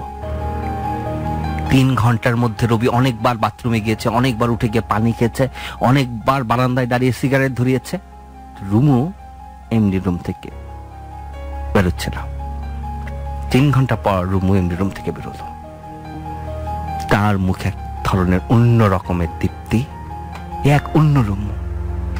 আগে যে রুমু ভীরু চোখে এসে নত মুখে টেবিলে গিয়ে বসতো, এই রুমু সেই রুমু না। আগে যে রুমু ভয়ে কেঁপে কেঁপে উঠতো, এই রুমু সেই রুমু না। আগে যে রুমু হাঁটার সময় এমন ভাবে হাঁটতো যাতে মাটিও ব্যথা না পায়, এই রুমু সেই রুমু না। এই রুমু দারুণ আত্মবিশ্বাসী, এই রুমু দারুণ আলোকিত, এই রুমু চোখে মুখে সাহস, এই রুমুর শরীর ভরা দীপ্তি। এতখানি দীপ্তি, এতখানি ব্যক্তিত্ব এই রুমুর যে রবি আর সাহস পেল না একজন টাইপিস্ট রুমুকে তার টেবিলে ডেকে নিয়ে আসতে। রবি নিজেই রুমুর টেবিলে চলে গেল, গিয়ে বলল, কি ব্যাপার, এতক্ষণ স্যারের সাথে কি কথা বললা? রুমু একটা হাসিতে বলল, তোমরা সবাই স্যারের এত খারাপ, তোমরা সবাই স্যারকে এত খারাপ বলো কেন? উনি তো একজন অসাধারণ মানুষ।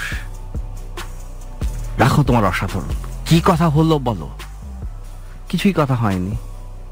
উনি বলছেন যে অফিসের নিয়মে নাই, তাই আমার বেতনটা বাড়ানো হয়নি, এবং উনি এমডি হয়ে বেতনটা বাড়াতে পারবেন না, কারণ উনি অফিসের মালিক হলেও এই অফিসের নিয়মের মধ্যে উনি নিজেও থাকে।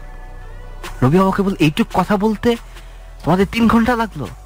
না, এইটুক কেন কথা? উনি আমার ফ্যামিলির কথা জিজ্ঞাসা করলেন, ছোটবেলায় আমি কি করেছি জিজ্ঞাসা করলেন, উনার গল্প বললেন, উনার বাবা মার গল্প বললেন, উনি কোন কোন দেশে ঘুরেছেন সেটার কথা বললেন, এবং এও বললেন যে আমি সত্যি রুমু তোমার উপর খুব খুশি হয়েছি, কারণ তুমি সাহস করে তোমার প্রতিবাদের কথাটা আমাকে এসে বলেছ, যেটা বাঙালি মেয়েরা সাহস করে না।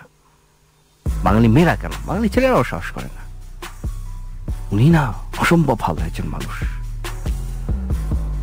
রবি আসলে বুঝতে পারছে না যে রবি কি বলবে রুমুকে, এবং রবি কোনো কিছু মিলাতে পারছে না। রবি তার নিজের টেবিলে এসে বসলো, সময় কোথা দিয়ে কাটলো রবি কিছুই জানে না। অফিস শেষ হলো, আবার একসাথে তাদের বাড়ি ফেরার কথা। রুমু সব সময় অফিস শেষে বলে যে, এক সময় রুমু বলতো যে না না রবি আপনি চলে যান, আমাকে পৌঁছে দিতে হবে না। আর এখন রুমু সব সময় বলে একদম বাসার গেট পর্যন্ত আমাকে ঢুকিয়ে দিয়ে যাবা, আমার বাসায় ঢুকে চা খেয়ে যাবা।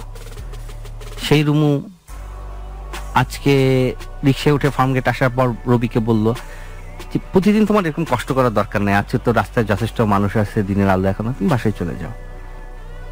বললো না না সব দিন যেতে আসি, চলো যাই। যাচ্ছে তারা, সারাটা রাস্তা জুড়ে রুমুকে বলে একটা গল্প বলল। কি গল্প কোনো ধারণা আছে রাজীব? এমডি স্যারের গল্প। এমডি স্যারের গল্প। এমডি স্যার এই, এমডি স্যার সেই, এমডি স্যার ওই, এমডি স্যার নেই। সারাটা রাস্তা জুড়ে ঠিক মানুষকে ম্যাজিক করলে, মানুষকে মন্ত্রমুগ্ধ করলে, মানুষ যেভাবে ঘোর লাগা অবস্থায় একটা মহাপুরুষের গল্প করে, রুমু ঠিক সেই রকম ঘোর লাগা অবস্থায় তার এমডির গল্প করতে লাগলো। ছোট্ট একটা বিরতির পর আবার ফিরে আসছি, ততক্ষণ আমাদের সঙ্গেই থাকো। মেন্টোস বাতি জ্বালাও, মেন্টোস বাতি জ্বালাও। তোমরা শুনছো মেন্টোস বাতি জ্বালাও, তোমাদের সঙ্গে রয়েছে আমি আসিফ এন্তাজ রবি এবং আমার সঙ্গে রয়েছেন রাজীব হাসান। এবং আমরা গল্পে যে জায়গায় ছিলাম, খুবই ক্রিটিক্যাল একটা সিচুয়েশন, যে রুমু এমডি স্যারের রুমে গিয়েছিল এবং এরপর থেকে রুমু একজন অন্য মানুষ। যাই হোক, সারাটা রাস্তার জুড়ে রুমু এমডির গল্প করতেছে, না খারাপ কোনো গল্প না, ভালো গল্পই, যে এমডি স্যার অনেক দেশ ঘুরছে, ঠিক আছে, এবং উনি অনেক কিছু জানেন, অনেক পড়াশোনা, অনেক ছবি দেখেছেন। এবং রবি অবাক হয়ে ভাবছে যে বেতন বাড়ানোর সাথে ছবি দেখা, বিদেশ ঘোরা, এসবের কি সম্পর্ক। কিন্তু কেন জানি রবির ইচ্ছেও করছে না রুমুকে জিজ্ঞাসা করে যে মানে বেতন বাড়ার সাথে এগুলির কি সম্পর্ক। আর রুমু যেটা নিয়ে সবচেয়ে উচ্ছ্বসিত, সেটা এমডি তাকে বলেছে যে আপনার মতো একজন ব্রাইট মেয়ে যে আমার অফিসে আছে, আমার প্রতিষ্ঠানে আছে, এটা তো আমার জন্য একটা বিরাট পাওয়া। আমি রিয়েলি ইমপ্রেসড, এবং ট্রাস্ট মি, যদি বেতন বাড়ানোর স্কিমের মধ্যে আপনি পড়তেন, আপনার বেতন সবচেয়ে বেশি বাড়ত। আমি চাইলে এখনো বাড়াতে পারি, কারণ আমি ওনার, কিন্তু আমি সেটা বাড়াবো না, কারণ আমি রুল ব্রেক করব না। নেক্সট 6 মাস পর একটি স্পেশাল ইনক্রিমেন্ট হবে, তখন আপনাকে বিবেচনা করবো, কিন্তু বেতন ফেতনের কথা বাদ দেন। আপনি রিয়েলি ব্রাইট এবং আপনি অনেক ভালো করবেন চাকরিতে, এবং আমি আপনার জন্য শুভকামনা রাখছি। এবং এই অফিসে কোনো ঝামেলা হলে আপনি আমাকে সাথে সাথে জানাবেন, এবং আপনি টাইপিস্ট হন আর পিয়ন হন, আমার রুমে আপনি যেভাবে সাহস করে ঢুকেছিলেন, ঠিক সেইভাবে সাহস করে স্বচ্ছভাবে আপনি সবসময় আমার রুমে ঢুকবেন। আমার দরজা আপনার জন্য সবসময় খোলা। তো রুমু সামান্য একটা টাইপিস্ট, তার বাবা ছিল ফ্যাক্টরির এক কর্মচারী, তার জন্য এটা একটা বিরাট পাওয়া যে এত বড় শিল্পপতির ছেলে, এই অফিসের মালিক, তার সঙ্গে কথা বলেছে, তাকে 2 বার কফি খাইয়েছে, তার প্রশংসা করেছে, এবং এই মালিকের ছবি, এই শিল্পপতির ছবি পত্রিকায় ছাপা হয়, তাকে টিভিতে দেখা যায়, সে স্বয়ং মানে এতক্ষণ সময় দিয়ে তার সঙ্গে কথা বলেছে, গুরুত্ব দিয়েছে, এটা তার রুমুর জন্য একটা বিরাট ব্যাপার। রুমু সেই আনন্দে, সেই ঘরে সে মহা অস্থির। এর পরের কয়েকটা দিন একটু অন্যরকম গেল। দেখা যাচ্ছে যে রুমুকে প্রায় মানে দিন অন্তত একবার হলেও বড় সাহেবের রুমে যেতে হচ্ছে। না, সেই 3 ঘন্টার জন্য না, 5-6 মিনিটের জন্য বড় সাহেব হয়তো রুমুকে ডেকে বলছেন যে কাজে কোনো সমস্যা হচ্ছে কিনা, কাজ ঠিক মতো হচ্ছে কিনা। 2-3 মিনিটের জন্য রুমু যাচ্ছে, এবং অফিসের লোকজন রুমুকে ভয় পাওয়া শুরু করলো, কোনো কারণ ছাড়া রুমুকে। এমন না যে রুমু সে মালিকের রুমে যায় দেখে, 2-3 মিনিটের জন্য যায় দেখে সে ভাব নিচ্ছে, তা না, কিন্তু অফিসের লোকজন তার সাথে দূরত্ব রাখা শুরু করলো। বিশেষ করে যারা বয়স্ক লোক, তারা একটা বাঁকা হাসি দেওয়া শুরু করলো, এবং তারা বলল খেলা তো সবে শুরু। খেলা যে সবে শুরু এটা রবিও বুঝতে পারছে, কারণ কোনো কারণ ছাড়া রবির কেন জানি মনে হয় রুমু আর তার নাই। যদি এর পিছনে কোনো যুক্তি সে খুঁজে পায় না। ওই একটা দিনই রুমু একটু নিরাসক্ত ছিল, এরপর থেকে রুমু এখনো বাসায় চা খাওয়ার জন্য টানাটানি করে। বাসায় গেলে রুমুর মা অনেক যত্ন করে চা খাওয়ায়, কারণ রুমুর মা ইতিমধ্যে জেনে গেছেন যে এই ছেলেটাই তার জামাই হতে যাচ্ছে, একটা আলাদা বাড়তি ক্ষত, সেখানে কোনো খুঁত নেই, কোনো ঘাটতি নেই। হ্যাঁ, কিন্তু তারপরেও রবির মনে হয় যে কোথাও যেন একটা সুরটা কেটে গেছে, কোথাও যেন একটা গ্যাপ তৈরি হয়েছে। একদিন বাড়ি ফেরার পথে রবি নিজেই রুমুকে বলল যে আমার কেন জানি মনে হয় যে আমাদের সুরটা কেটে গেছে। রুমু খুব অবাক হয়ে আকাশ থেকে পড়লো, কেন এরকম মনে হচ্ছে?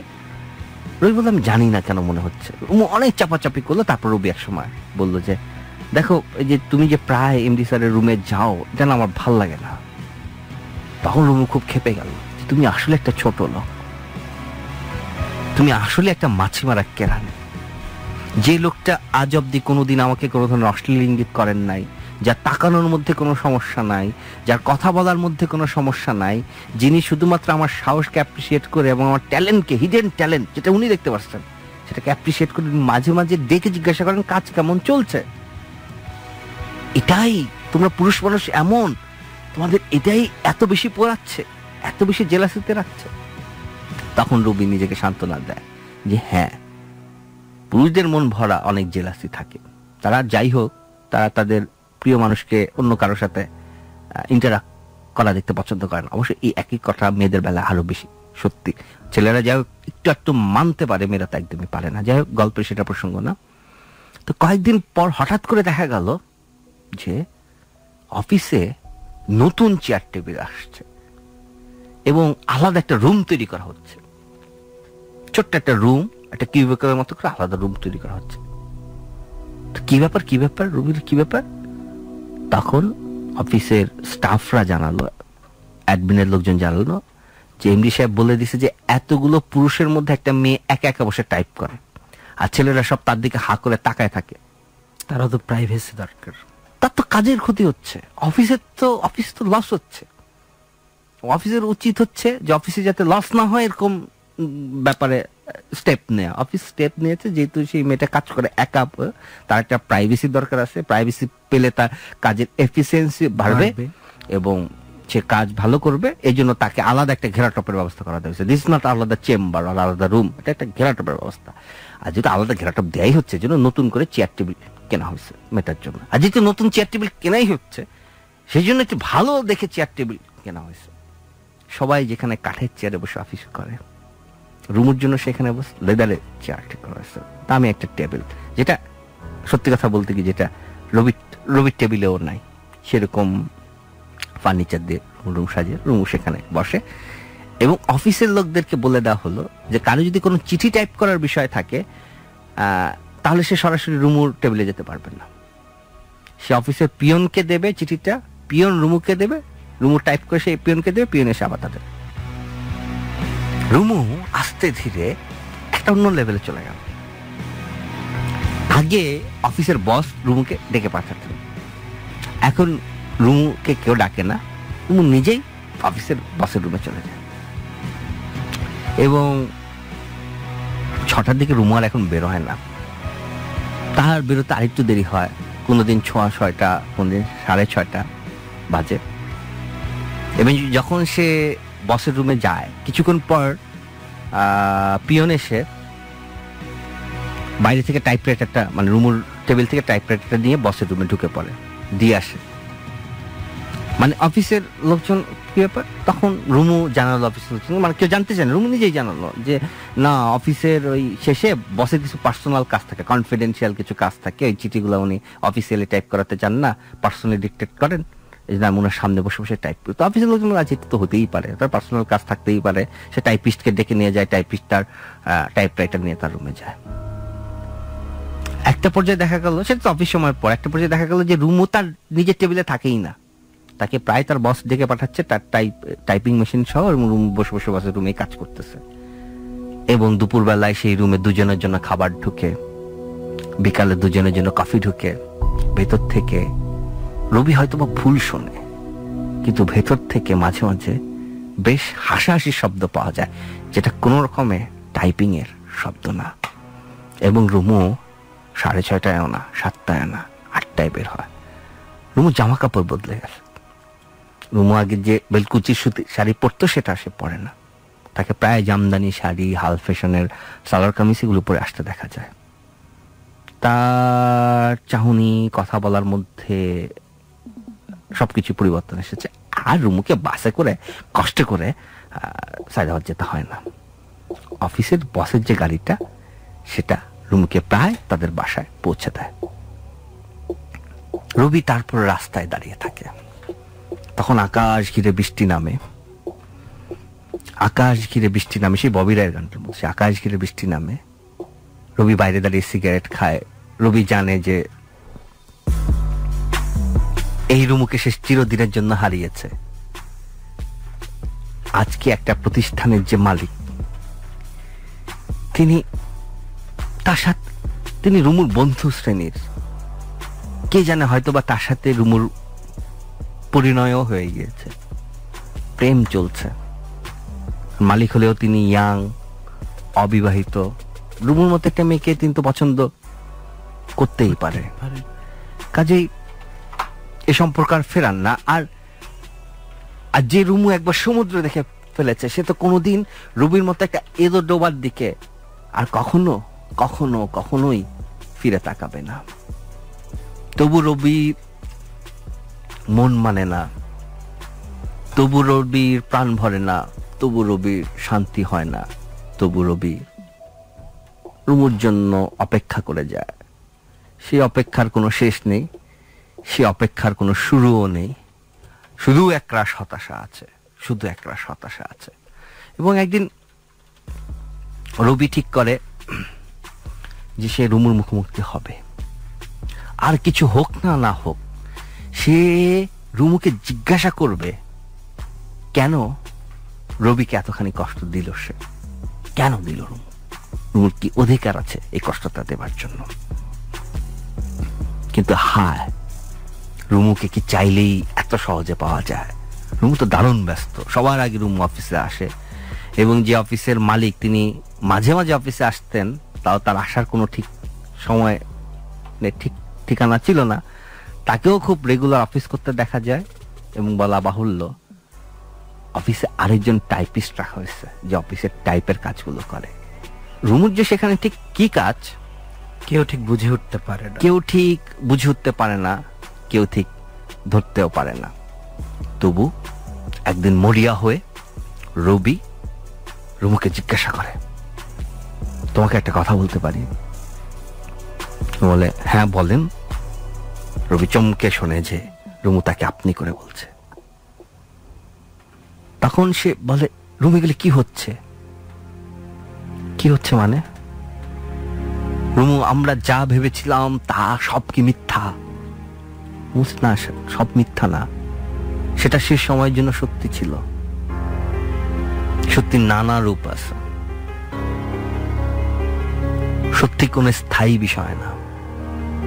সেদিন যা সত্যি ছিল আজকে সেটা মিথ্যে, আজকে যেটা সত্যি সেটা আগামী দিন হয়তো মিথ্যে হয়ে যাবে।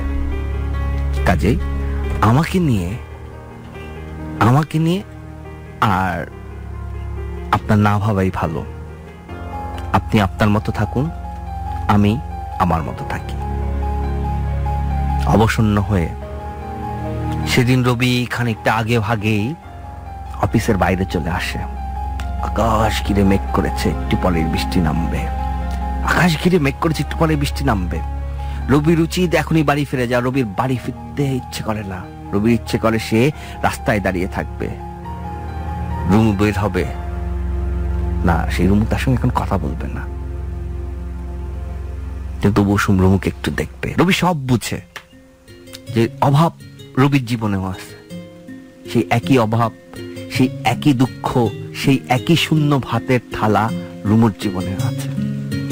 রবি বোঝে যে লটারি টিকিট পেলে মানুষের জীবন বদলে যায়। রবি সবসময় একটা লটারি টিকিটের শব্দ দেখে, রুমু হয়তো একই শব্দ দেখছে। রবি জানে যে রুমু যদি তাকে বিয়ে করে তাহলে সারা জীবন সেই 17 নম্বর বাস ধরে সাইদাবাদ যাত্রায় যেতে হবে। কিন্তু রুমি যদি লটারি টিকিট জিতে, রুমুর বন্ধু, রুমির প্রেমিকা যদি এই অফিসের বস হয়, তাকে যদি সে বিয়ে করে, তাহলে মারুতি গাড়িতে করে সে বাড়ি ফিরতে পারবে। রবি সব জানে, রবি হিসাবে খুবই পাকা। সে একজন ভালো কেরানি, সে একজন ভালো ক্লার্ক, হিসাব তার পরিষ্কার। কিন্তু একটা জায়গায় সে হিসাব মিলাতে পারে না। মানুষের জীবনে কি বাড়ি গাড়ি ফ্ল্যাট সবকিছু? মারুতি গাড়ি কি শেষ কথা? এর বাইরে কি তার আর কোনো জীবন নেই? এই প্রশ্নের উত্তর পাবার আগে একটা দমকা বাতাস আছে, সেই বাতাসে কোনো প্রশ্নের উত্তর নেই, শুধু বৃষ্টির ফোঁটা টপ টপ করে ঝরে পড়ছে। সেই সময় দূর থেকে ভেসে আসে একটি গান। আকাশের রং কালো হয়ে এলো, বৃষ্টি নামবে এখনই জানি, তবু ছেঁড়া ছাতা নিয়ে আমি থাকবো দাঁড়িয়ে তোমার অপেক্ষা। তো এইভাবে দিন শুরু হয়, এইভাবে সকালটা শুরু হয়। সকালটা আর আগের মতো মিষ্টি নেই, সকালটা আর আগের মতো ভালো নেই। রবি নিজেও চেষ্টা করছে অন্য কোনো অফিসে চাকরি নিয়ে চলে যাওয়া যায় কি না, সেটা সে দেখছে। কারণ এই অফিস, তার চোখের সামনে এত কিছু ঘটছে, এটা রবির জন্য মানা খুব কষ্ট। একটা জায়গা থেকে সে আশ্বাসও পেয়েছে তার চাকরিটা হয়ে যাবে। এমন সময় খুব ভালো একটা খবর আসলো, সেটা হচ্ছে যে মালিক 21 দিনের জন্য বিদেশে চলে যাবে। এটা শুনে মানে যে হোপ এগেনস্ট হোপ বলে একটা কথা আছে না, মানুষ যখন মহাসমুদ্রে পড়ে যায়, গভীর সমুদ্রে যখন পড়ে যায় না, তখনই কিন্তু মানুষ একটা খড়কুটো পেলে সেটাকে আঁকড়ে ধরে, যে হয়তো এই খড়কুটো আমাকে বাঁচাতে পারবে। রবি এরকম হোপ এগেনস্ট হোপে চলে গেল, যে তার মনে হলো যে এটা বড় সুযোগ, 21 দিন আমার বস দেশে থাকবে না, তখন তো রুমুকে আমি একা পাবো, তখন তো চোখের সামনে গিয়ে তাকে জিজ্ঞাসা করতে পারবো যে রুমু কি আমার অপরাধ ছিল, কিংবা রুমুকে হয়তো আমি শেষ চেষ্টা করে দেখতে পারবো, যে রুমুকে বোঝাতে পারবো যে টাকা করি, গাড়ি বাড়ি, মারুতি গাড়ির চাইতে অনেক বেশি মূল্য হচ্ছে ভালোবাসার, অনেক বেশি মূল্য হচ্ছে বিশ্বাসের। তো এরকম রবি দিন গুনছে, আর মাসখানেক পর বস 21 দিনের ছুটিতে সে দেশের বাইরে যাবে। তো দিন গুলছে 1 দিন 2 দিন, ততদিন রবি মানে খুব দাঁত চেপে সে কোন রকম অফিস করে যাচ্ছে, কোন রকমে যদি 21টা দিন পার করা যায়। যথাসময় সেই দিনটা আসলো। রবি ওই দিন খুবই আনন্দ নিয়ে অফিসে ঢুকছে, কারণ কালকেই বস সব কাজ বুঝাই টুজাই দিয়ে গেছে যে সে 21 দিন দেশে থাকবে না। আজকে রবি অনেক আগে অফিসে আসছে, আজকে রুমু অফিসে আসবে, আসার পর সে রুমুকে ধরবে। আজকে কোনো কিছুই লজ্জা করবে না, অফিসের সবার সামনে রুমুর হাত ধরে বলবে, রুমু এটা কি হলো। রবি বসে রয়েছে। ছোট্ট একটা বিরতির পর আমরা শুনো বাকি অংশ, রুমুর সাথে রবি তখন কি হলো। ছোট্ট একটা ব্রেক, ফিরে আসছে এখনই। মেন্টোস বাতি জ্বালাও, মেন্টোস বাতি জ্বালাও। তোমরা শুনছো মেন্টোস বাতি জ্বালাও, তোমাদের সঙ্গে রয়েছে আমি আসিফ রবি এবং আমি রাজীব হাসান। এবং আমরা গল্পে ঝুঁকে যাই, তারপর রাজীবের সাথে কথায় ঢুকবো। যেটা হচ্ছে যে এরকম রবি সকালে বেশ সকাল অফিসে আসছে, যে আজকে বস আসবে না, আজকে শুধু রুমু আসবে, এবং আমি আজকে রুমুর মুখোমুখি হব, এবং আমি অফিসের কোনো লোকজনকেই মানব না।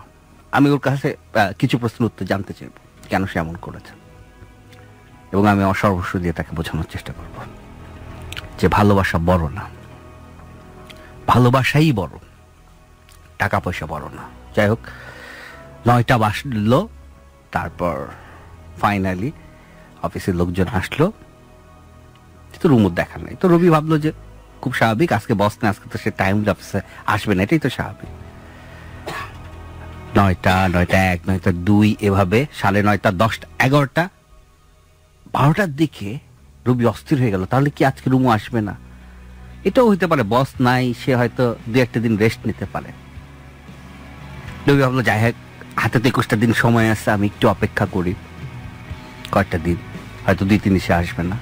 21 দিন অনেক সময়, এর মধ্যে রুমুর মুখোমুখি হব।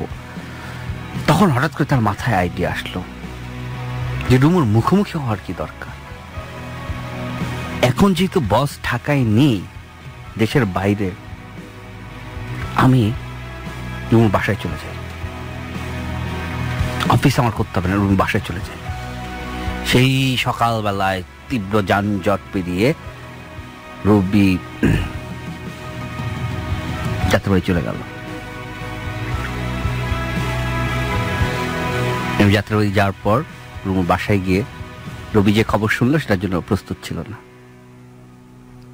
রুমু তার বসের সাথে বিদেশে ঘুরতে গেছে। তারপর অসম্ভব দুঃখী মন নিয়ে, মানে এখন রবি সবকিছুই বিশ্বাস করে, পৃথিবীতে সবকিছুই করতে পারে। 21টা দিন সে পার করলো।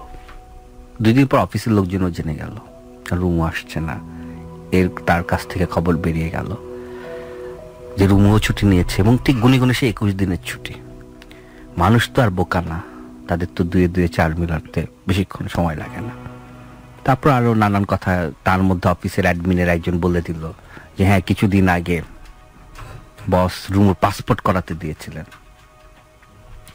অফিসে সেই পাসপোর্ট করিয়ে দিয়েছিল। তো যাই হোক, রবি মোটামুটি মনস্থির করে ফেলছে সে চাকরি ছেড়ে দেবে। কিন্তু চাকরি ছাড়লেই তো, চাইলেই তো আর ছাড়া যায় না, চাকরি তো পেতে হবে। এবং রবি ধরেই নিয়েছে এটা দাসের চাকরি, সে দাসখত দিয়ে চাকরি করে যাচ্ছে। 21 দিন পর রুমু এলো, একদম অন্যরকম রুম। তার চোখ বলে দিচ্ছে, তার মুখ বলে দিচ্ছে, তার চলা বলা হাঁটা সবকিছু বলে দিচ্ছে তুমি আর নেই সে তুমি। জানি না কেন এমন হয়, তুমি আর নেই সে তুমি। মানে না, এত মিষ্টি ভাবেও রুমু বদলায়নি। রুমের বদলানো তো অনেক অনেক রূঢ়, অনেক কর্কশ, অনেক নিষ্ঠুর। চোখে এসে লাগে, যেটা চোখে এসে পড়ে, যেটা চোখে বিদ্ধ করে। এবং যার চোখে রাজীব দৃষ্টি সবচেয়ে কম, তার চোখেও পড়ে, তার চোখও এটা এড়ায় না। যাই হোক, এখন তার মানে এখন রুমু বস দুজনই বেশ বেপরোয়া। এবং রুমু অফিসে তেমন কাজ টাজ করে না, তার বসও তেমন করেন না। অফিসে আসার পর তারা কোনো দিন অফিসে আসেন, কোনো দিন অফিস থেকে মাঝপথে চলে যান, দুজনে একসঙ্গে বেরিয়ে যান একই গাড়িতে করে। এবং নানান জায়গা থেকে জোর কথা শোনা যাচ্ছে যে এত বড় লোকের ছেলে, তার মাথা খারাপ হয়ে গেছে, সেই এই গরিব ঘরের এই টাইপিস্ট মেয়েটাকে বিয়ে করবে। ঠিক আছে, অফিসের সবাই মোটামুটি এইভাবে প্রস্তুতিও নিচ্ছেন, কারণ বসই এক ধরনের ইন্ডিকেশন দিয়েছেন যে রুমু আর বেশি দিন চাকরি করবে না। এবং সবাই বুঝতে পারছে আসলে মালিকের স্ত্রী অফিসে টাইপিস্ট হয়ে থাকবে না, মেশিন পত্র। এবং রুমু জাস্ট একদম টোটালি চেঞ্জ হয়ে বিয়েটা হবে। এর মধ্যে একদিন একটা ঘটনা ঘটলো, সেটা হচ্ছে যে এক পত্রিকার মালিকের মেয়ের বিয়ে হবে, এবং সেই মালিক রুমুর বসকে অফার দিল যে আমার মেয়েকে তুমি বিয়ে করো। রুমুর বস বললো যে না, আমি তো বিয়ে করবো না, আমার তো একটা সম্পর্কের মধ্যে আছি। মানে তখন তাকে উপর প্রেশার দেওয়া হলো। এবং কয়েকদিন পর সেই পত্রিকায় খবর ছাপা হলো যে সেই পত্রিকার যে সম্পাদক, তার মেয়ের সাথে এমডির বিয়ে। এই খবরটা অফিসে ব্যাপক আনন্দের তোলা দিল। এইবার বোঝ রুমু কি হবে, তো এইবার রুমু তোরে পাইছে। তার মানে কি, তার মানে আরো কানাঘুষা শোনা গেল। এবং রুমু একদমই পার্মানেন্ট অফিসে আসা বন্ধ করে দিল, যে না, পারিবারিক চাপে হোক অথবা নিজের ইচ্ছায় হোক কিংবা নিজের চরিত্রের দোষেই হোক, বসের সাথে রুমুর এখন সম্পর্ক নাই। বস এখন আরেকজন শিল্পপতির মেয়ে, বড় সম্পাদকের মেয়েকে বিয়ে করতে যাচ্ছেন। এই বিয়েটা যে কেবল ভালোবাসার বিয়ে তা না, এই বিয়ে করলে তাদের ব্যবসায়িকভাবে অনেক সুবিধা হবে, কারণ মিডিয়ার হাতে অনেক ক্ষমতা, তারা অনেক ব্যবসায়িক সুবিধা করে দিতে পারবে। সবার প্রশ্ন হচ্ছে রুমু কোথায়? 2 দিন পর অফিসে নোটিশ জারি হলো, দায়িত্বে অবহেলার কারণে রুমুকে চাকরি থেকে অব্যাহতি দেওয়া হয়েছে। রুমুর চেয়ার এসে বসলো আরেকজন বুড়ো টাইপিস্ট। রুম ভেঙে ফেলা হলো, সেই টাইপিস্ট রসায় গল্প করতে লাগলো। এবং অফিসে আলোচনার বিষয় হচ্ছে রুমু এবং রুমু, আর কোনো আলোচনার বিষয় নেই। সবাই রুমু এবং সবাই বলতেছে, মানে যাচ্ছে তাই ভাষায় সবাই গালিগালাজ করে। এবং রবির আনন্দ লাগার কথা, রবির আরো খারাপ লাগে। এবং লোকজন রবির কাছেই সে সবচেয়ে বেশি রুমু নিন্দা করে। আর বললেন না স্যার, কি যে অবস্থা হয়েছিল স্যার, বাইচে গেছেন, এই মেয়ে যদি আপনাকে বিয়ে করতে। স্যার আরো খবর নিয়ে এসছে, ওর যে বড় বোন, ওরও একই প্রবলেম ছিল, ওকেও কিন্তু শ্বশুরবাড়ি থেকে একই কারণে বের করে দিচ্ছিল। ঠিক আছে, পুরো ফ্যামিলি স্যার খারাপ, পুরো ফ্যামিলি স্যার চরিত্রহীন, পুরো ফ্যামিলি সুযোগ সন্ধানী মুক্ত। তো এর মধ্যে রবিও ব্যাপারটা মাথা থেকে ঝেড়ে ফেলে দিয়েছে, এবং রুমু পুরো পৃথিবী থেকে নিখোঁজ, তার কোনো খোঁজ পাওয়া যাচ্ছে না। একদিন কৌতূহলের বসে রবি রুমুর বাসায় গিয়ে দেখে ওই বাসায় রুমুর আর থাকে না, তারা বাসা বদলে ফেলেছে। তো রবি হেসে দিয়েছে যে বাসা বদলানোর এই কথা। রুমুকে নিয়ে যে তার মনের ভেতরে খুব গভীরে চিন্তা হয় কিনা রাজীব আমি জানি না, কিন্তু সে জানতো পরিণতি একদিন এরকম হবে রুমু, কারণ পরিণতি এর বাইরে যাবার কথা না। আমি জানি না এতে রবি খুশি কি ব্যথিত, কিংবা রুমু এখন কোথায় আছে, চাকরি তো তার গেলই, মাঝখানের এই কয়েকটা পিকনিক তার জীবনে কি পরিবর্তন নিয়ে আসলো, এই পিকনিক দিয়ে তো আর তার সংসার চলবে না, সে এখন কিভাবে সংসার চালায়। আমি জানি না রবি নির্জনে যখন তার মন খুব দুর্বল হয়ে পড়ে, যখন রুমুর জন্য তার মনের ভেতর ভালোবাসা কাজ করে, তখন এইসব প্রশ্ন তার মাথায় আসে কিনা। এইভাবে দিন চলছে অথবা চলছে না। এর মধ্যে একদিন রবির নামে একটা চিঠি, এই চিঠিটা যে পিয়ন দিয়ে গেল সে মুখ টিপে টিপে হাসতেছে, কারণ চিঠির উপর রবির ঠিকানা লেখা, নাম লেখা, এবং এটা রুমুর হাতের লেখা। অফিসের পিয়ন সেটা জানে, এবং এই চিঠিটা ডাকযোগে পাঠানো হয় নাই, হাতে হাতে দেওয়া হয়েছে। অফিসে সবার সামনে সে চিঠিটা খুললো, সেখানে রুমু কোনো সম্বোধন না করে শুধু লিখেছে, তুমি কি আজ সন্ধ্যে 6টায় গুলশানে আসতে পারবে? সেই বার্গারের দোকানটায় তোমার সাথে আমার কথা ছিল। তারপর দাঁড়িয়ে দিয়েছে, তারপর লিখেছে তুমি অবশ্যই আসবে। রবি তো রাগে গা কাঁপছে, একে তো তাকে এইভাবে এতটা দিন ধরে নাজেহাল করছে, আজকে আবার অফিসে এসে চিঠি দিয়ে গিয়ে পুনর্বার নাজেহাল করতেছে। এবং কি সাহসে এখনো তাকে চিঠি লেখার সাহস পায়, কি সাহস সে এখনো তুমি করে বলে, এবং কি সাহস তাকে হুকুম করে গুলশানে যাওয়ার জন্য।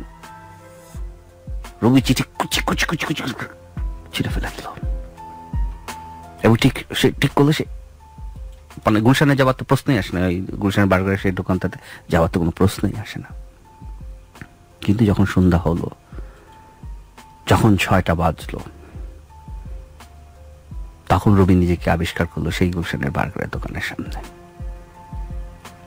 সেখানে একটা টেবিলে চুপচাপ মাথা নিচু করে বসে আছে, সামনে একটা কোকা কোলার বোতল, সেখান থেকে কোনো কোক খাওয়া হয়নি তো অনেকক্ষণ যাবত রয়েছে।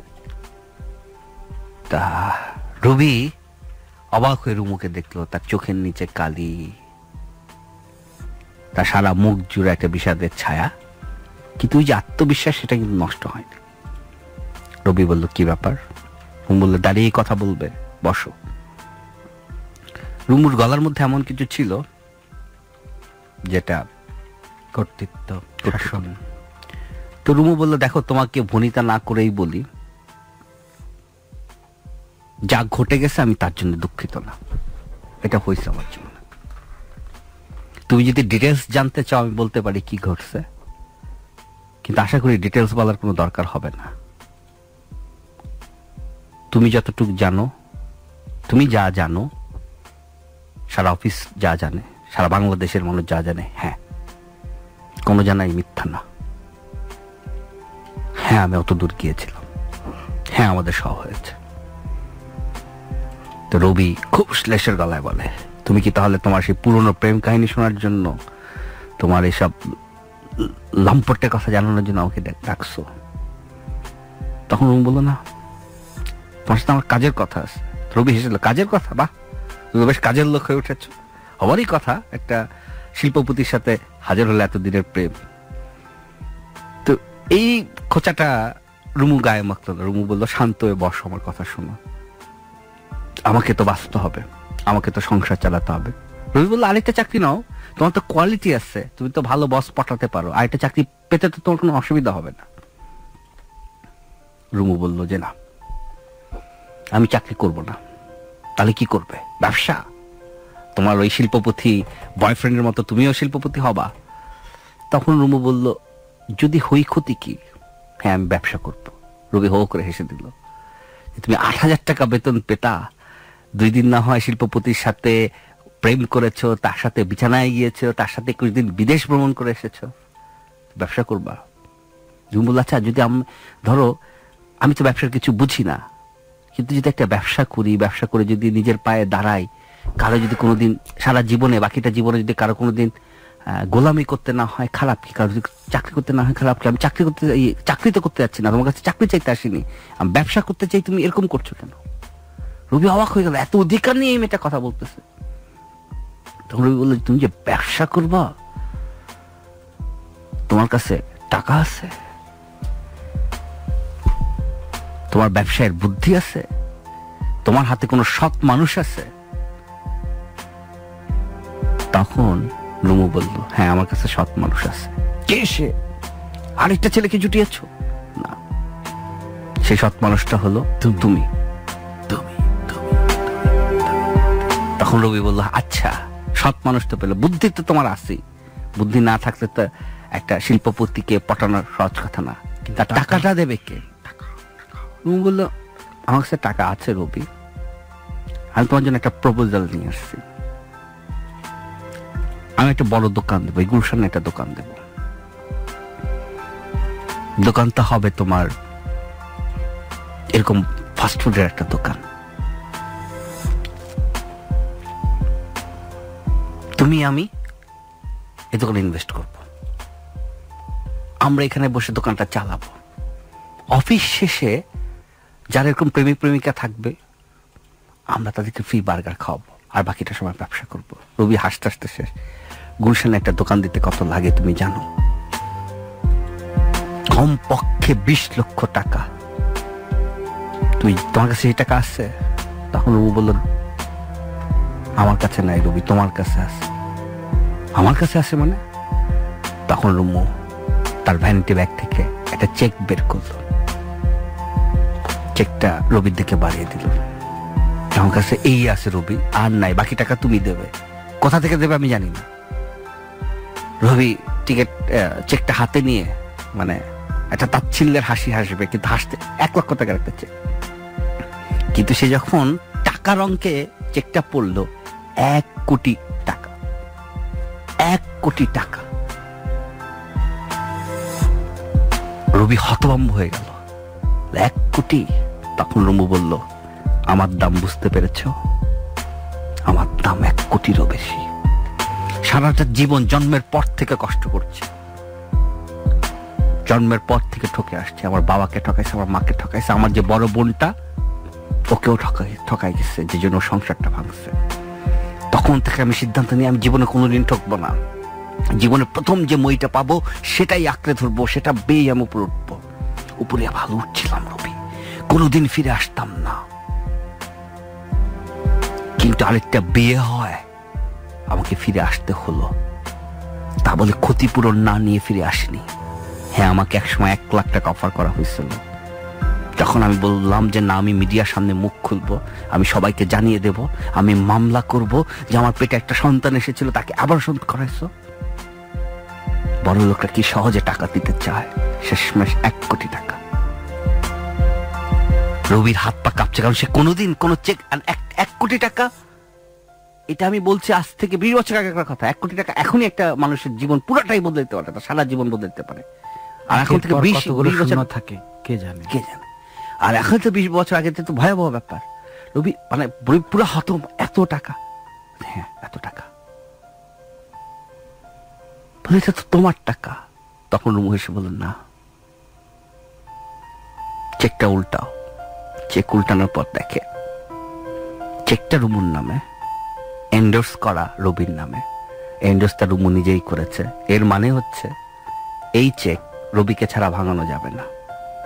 এবং রুমু বলছে, পুরো টাকাটাই আমি তোমাকে দিয়েছিলাম। আমি যা অন্যায় তোমার সাথে করছি, ভেবো না এটা তার প্রতিদান। আমি কোনোদিন সেই অন্যায়ের জন্য ক্ষমা চাবো না। কোনোদিন তোমার স্ত্রী হয়ে থাকবো না, কোনোদিন তোমার প্রেমিকা হয়ে থাকবো না, কোনোদিন তোমার সাথে যোগাযোগ রাখবো না। শুধু বলবো, তুমিও আমার মতো গরিব, আমি তোমাকে সারা জীবনের জন্য এই দারিদ্রতা থেকে মুক্তি দিলাম। তুমি একটা ব্যবসা করো রবি, আর আমারও তো সংসার চালাতে হবে। সেই ব্যবসার লাভের অংশ থেকে আমাকে সামান্য কিছু টাকা দিও। বললে রুমু, চেকটা। তখন রবি বলল, এই অ্যাকাউন্টে যে টাকা আছে তার কি প্রমাণ? চেক তো বাউন্স করতে পারে। তখন রুমু হেসে বলল, আমাকে এত কাঁচা লোক ভাবো? উকিল দিয়ে, ব্যাংকার দিয়ে আমি চেক পরীক্ষা করেছি, এই পরিমাণ টাকাই আছে, চেক বাউন্স করবে না। চেকটা তুমি রাখো বলে রবির হাতে চেকটা দিয়ে। রবি সারা হাত পা শরীর কাঁপছে। রুমু একটা ক্যাশ চেক তার হাতে 1 কোটি টাকা দিয়ে চলে যাচ্ছে। এরপর রবি কি করলো? তারপর রবি রুমুকে বিয়ে করলো। লোকজন, আরে চাকরি ছেড়ে দিল, বিয়ে করলো, রুমুকে ব্যবসা শুরু করতে পারেন নাই। কেন পারেন না জানেন? এরপর রুবি একটা ভয়ঙ্কর কাজ করলো।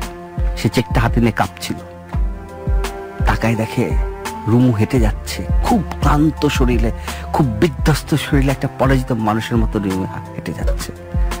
আর তার হাতে পুরা জীবন বদলের একটা চাবি, যে জীবন বদলের চাবির জন্য রুমু এতখানি নিচে নেমেছিল, সেই চাবিটা রুমু তাকে দিয়ে গেছে। রবি কুচি কুচি করে সেই চেকটা ছিঁড়ে ফেললো, ছিঁড়ে গিয়ে রুমুর হাত ধরলো, বলল একসাথে বাঁচি, একসাথে বাঁচি। তারা বিয়ে করলো, সংসার করলো। এবং লোকজন এখনো বলে, কেউ বিশ্বাস করে না রবিকে, যে রবির চেকটা কুচি কুচি করে ছিঁড়ে ফেলে দিচ্ছে। সবাই বলে তলে তলে অনেক টাকা আছে। টাকা থাকলে কি হবে, কাজলোর যায় নাই। এখনো হেঁটে হেঁটে বাসায় ফিরে, ফার্ম গেট নেমে বাকিটুক মিরপুরের অর্ধেকটা হেঁটে গিয়ে আরেকটা বাসে করে বাকিটুক যায়। খাচ্চোর খাচ্চোর কিপটা, টাকা খরচ করতে চায় না। ব্যাংকে 1 কোটি টাকা আছে। 1 কোটি টাকা যদি নাই থাকবো, রবি আর রুমুর মুখে এত হাসি কেন, এত হাসি কেন? হাসি টাকা আনে না, হাসি আনে ভালোবাসা, যেটা রবি এবং রুমুর মধ্যে আছে। তোমাদের সবাইকে অনেক ধন্যবাদ রবির এই গল্পটা বলার জন্য। ছোট্ট একটা বিরতির পর আবার ফিরে আসবো, ততক্ষণ আমাদের সঙ্গে থাকো। মেন্টোস বাতি জ্বালাও, মেন্টোস বাতি জ্বালাও। তোমরা শুনছো মেন্টোস বাতি জ্বালাও। তোমাদের সঙ্গে রয়েছে আমি আসিফ এন্তার ছবি, আমার সঙ্গে রয়েছেন রাজীব হাসান। রাজীব, জাস্ট আপনাকে বলি, আপনি যদি 1 কোটি টাকা চেক পাইতেন কি করতেন? আমার গল্পটা শুনে 2টা কথা মনে পড়ছে। একটা হচ্ছে ভালোবাসা ওস্তাদ খুবই ছোট্ট একটা, মানে 4টা অক্ষরের একটা শব্দ। প্রথমে ভালো আছে, পরে আছে বাসা। এবং মানুষের সেই বাসাটা কোথায় থাকে? সেই বাসাটা থাকে মানুষের মনে। এক্স্যাক্টলি। এবং সেই মনটা জুড়ে শুধু একটা জিনিসই থাকে, ভালো।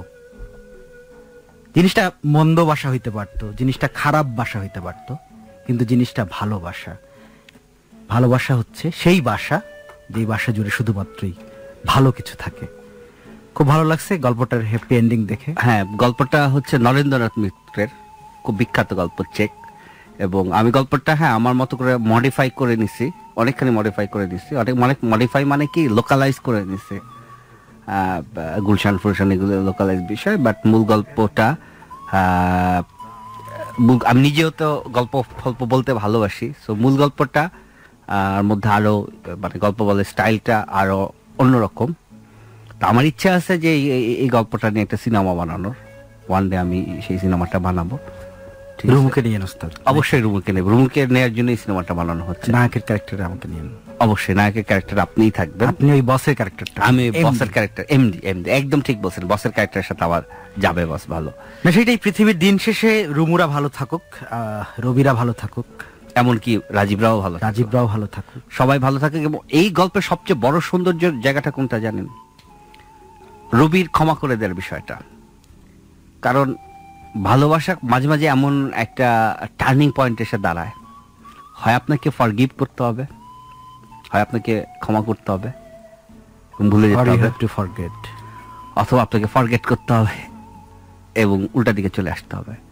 ভালোবাসা মাঝে মাঝে আমাদেরকে এমন এক কঠিন পাজলে ফেলে যায় যে আমরা ফরগিভ করব না, ফরগেট করব। ভালোবাসা আমাদেরকে ভুলে যাব, এটাই আমরা ভুলে যাই। মানে এটা আমরা আসলে বুঝতে পারি না। তবে ক্ষমা করা অনেক কঠিন, অনেক কঠিন। এটা অনেক কঠিন একটা বিষয়, এটা সবাই পারে না। এবং ওই রুমুর এই কথাটা সুন্দর ছিল, যে কষ্ট আমি তোমাকে দিয়েছি এর চাইতে বেশি কষ্ট তো তুমি আমাকে দিতে পারবে না। ঠিক আছে?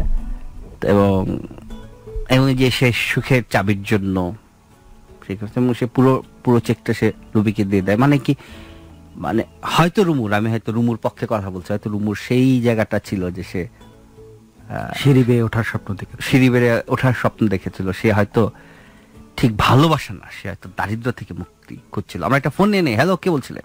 কিন্তু সবকিছুর বিনিময়ে যে সে 1 কোটি টাকা পেয়েছে, সেই 1 কোটি টাকা সে তার ভালোবাসার মানুষকেই দিয়েছে। তার সবকিছু, তার ফাইনালি তার জন্য ভালোবাসাটাই জয়ী হয়েছে। হ্যালো, কে বলছিলেন? জি ভাই, আমি সাব্বির। হাই সাব্বির, কি অবস্থা? এই তো ভাই আছি, আলহামদুলিল্লাহ ভালোই। আপনার? কোন সাব্বির? বাথরুম সাব্বির? জি জি। বলবো না যে আমি বাথরুম সাব্বির, না চিনতে পারতেছি না। তো বলো আমি বাথরুম সাব্বির। না ভাই, এটা বলার কি? সবাই সাব্বির তো অনেকে আছে, আমি সাব্বির নামে 26-27 জনকে চিনি। এর মধ্যে কোন সাব্বির তুমি? বলো আমি বাথরুম সাব্বির।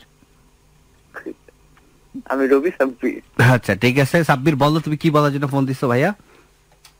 জি ভাই, কি গল্পটা ভাইয়া একটু অসাম হয়েছে আর কি। এই তো আর কি মালিকটা মনে হয় ভাইয়া কি সে রাজীব ভাইয়া। একদম তুমি ঠিক ধরেছ। ধন্যবাদ সাব্বির ফোন দেওয়ার জন্য, আমাদের সঙ্গেই থাকো। রাজীব, আমরা মুখে যতই ভালোবাসার কথা বলি, ভালোবাসা আমাদেরকে প্রত্যেক দিন প্রতিটা মুহূর্তে একটা করে ভালোবাসা হত্যা করতে, ভালোবাসা আমাদেরকে খুব সংকীর্ণ করে দেয় রবি ভাই, এতটাই সংকীর্ণ করে দেয়। আমাদের ভালোবাসার মানুষটা যখন আরেকজনের দিকে তাকায়, অকারণেই তাকায়, আমাদের খুব প্রেমের মধ্যে কিন্তু আসলে মানে খুব হিংসা হয়, কেন তাকাচ্ছে। আবার ভালোবাসা আমাদেরকে এতটা উদার করে দেয়, এতটা উদার করে দেয় যে আমাদের ভালোবাসার মানুষটার ক্ষমা অযোগ্য একটা অপরাধ কেউ আমরা এক নিমিষেই ক্ষমা করে দিই।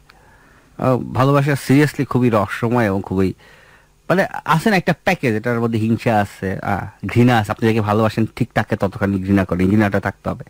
তারপর ক্ষোভ আছে, ঠিক আছে।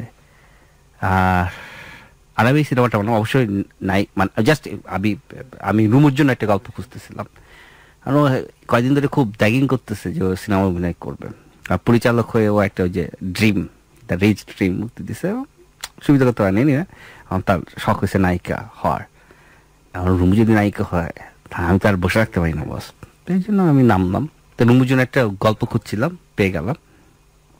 মানে এই যে এই মেয়েটার যে সাহসিকতা, এই মেয়েটার যে ঘুরে দাঁড়ানোর স্বপ্ন এবং দ্বিধাহীনভাবে তার সর্বস্ব রবিকে দিয়ে দেয়ার, লাস্ট সিনে রবিকে সবকিছু দিয়ে দেয়ার। আমি ওস্তাদ মানে দিনকে দিন আমার চেহারা এত সুন্দর হয়ে যাচ্ছে, এত সুন্দর হয়ে যাচ্ছে, মানুষ বলতেছে আপনাকে শুধু এখন আর ঠিক রেডিওতে চায় না, আপনি এত সুন্দর হচ্ছেন, শুধুমাত্র আপনার কণ্ঠস্বর শুনতে পারতেছে, আপনার এত সুন্দর চেহারা। সিনেমায় কিন্তু রুমু এবং রবির কোনো বেস্ট সিন নাই, যা বেস্ট সিন কিন্তু সব বস এমডির সাথে। এই জন্য আমি এমডি করতে রাজি হয়েছি। আমি জানি আপনি, এই জন্য আপনাকে এমডি করতে আমি প্রস্তাব দিচ্ছি।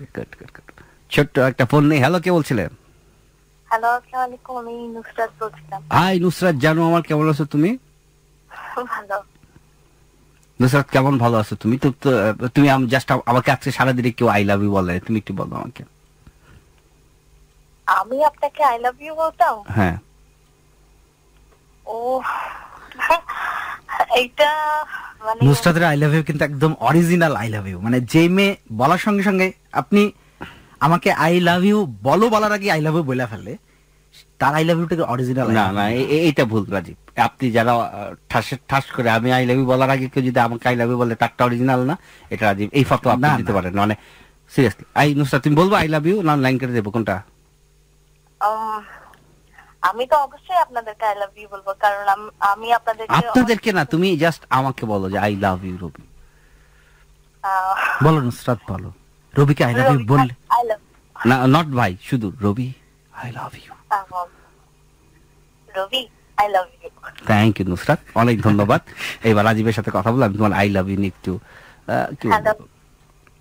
আচ্ছা, আমাকে আই লাভ ইউ বলতে হবে না, আমি জানি সব কথা, কিছু কথা বলে না হৃদয়, কিছু কথা বুঝে নিতে হয়, আমি জানি। আসলে মানে এবং ভালোবাসা হচ্ছে সেই কথা যেটা সবচেয়ে বেশি অনুচ্চারিত থাকে। একটা মানুষ একটা মানুষকে যখন ভালোবাসে, তাদের দীর্ঘ একটা পথ তারা হাঁটে একসঙ্গে, সেটা 5 বছর হয়, 10 বছর হয়, 15 বছর হয়, 25 বছর হয়। 25 বছরে অনেকগুলা দিন, একটা বছরে 365টা দিন হয়, লিপ ইয়ার হলে 366টা দিন হয়। 25 বছর মানে হচ্ছে অনেক অনেক দিন। এই এতগুলা দিনে তারা অনেক ধরনের কথা বলে। নুসরাতকে আমরা হারিয়ে ফেলেছি। এই এতগুলা দিনে তারা অনেকগুলা কথা বলে, আজকে আমার মন খারাপ, আজকে তোমাকে সুন্দর লাগছে, কেন তুমি আমাকে কষ্ট দিলা, কেন তুমি ওই কাজটা করো নাই, কিংবা খুব সাধারণ কথা বলে, তুমি ভাত খাইছো, তুমি ঘুমাইছো, খুব সাধারণ কথা বলে। কিংবা তারা সাংসারিক কথা বলে, লবণ আনো, নুন আনো, মরিচ আনো, কাঁচা তরকারি আনো, চাল আনো, ডাল আনো, অনেক কথাই হয়। আরো সাংসারিক কথা হয় যে আজকে ঋদ্ধির অসুখ হয়েছে, তাড়াতাড়ি বাসায় আসো, ঋদ্ধি স্কুলে যাইতে যাচ্ছে না। অনেক কথা হয় 25 বছরে, অনেক কথা। কিন্তু সবচেয়ে কম কথা যেটা হয়, আমি তোমাকে ভালোবাসি। এই একটাই কথা যেটা মুখ দিয়ে বলতে হয় না, যে কথাটা বলতে হয় হৃদয় দিয়ে। এই একটাই কথা যেটা কান দিয়ে শুনতে হয় না, যে কথাটা শুনতে হয় হৃদয় দিয়েই। আর কে আছে জাহিদ আমাদের সঙ্গে? কেউ নাই। পৃথিবীর সবাই ভালো থাকুক। আজকে যে শিশুটা ঠান্ডায় তার মাকে জড়িয়ে ধরে ফুটপাতে একটু উষ্ণতার জন্য কাতর, সেও ভালো থাকুক। কিংবা যে শিশুটা আরামদায়ক উষ্ণতায় লেপের তলে মায়ের পাশাপাশি শুয়ে আছে, সেও ভালো থাকুক। যার মন ভীষণ ভীষণ খারাপ, যে মানুষটা খুবই একা, সেও ভালো থাকুক। যে খুবই আনন্দে আছে, উৎসবে আছে, যার চারপাশে শুধু বন্ধু আর বন্ধু, সেও ভালো থাকুক। আবার শুক্রবার তোমাদের সঙ্গে কথা হবে, গল্প হবে, আড্ডা হবে, গান হবে, কারণ সেদিন আমাদের সঙ্গে থাকবে মেন্টসের ব্যান্ডি। ততক্ষণ পর্যন্ত তোমরা সবাই ভালো থেকো। শুভরাত্রি। মেন্টোস বাতি জ্বালাও। ভালো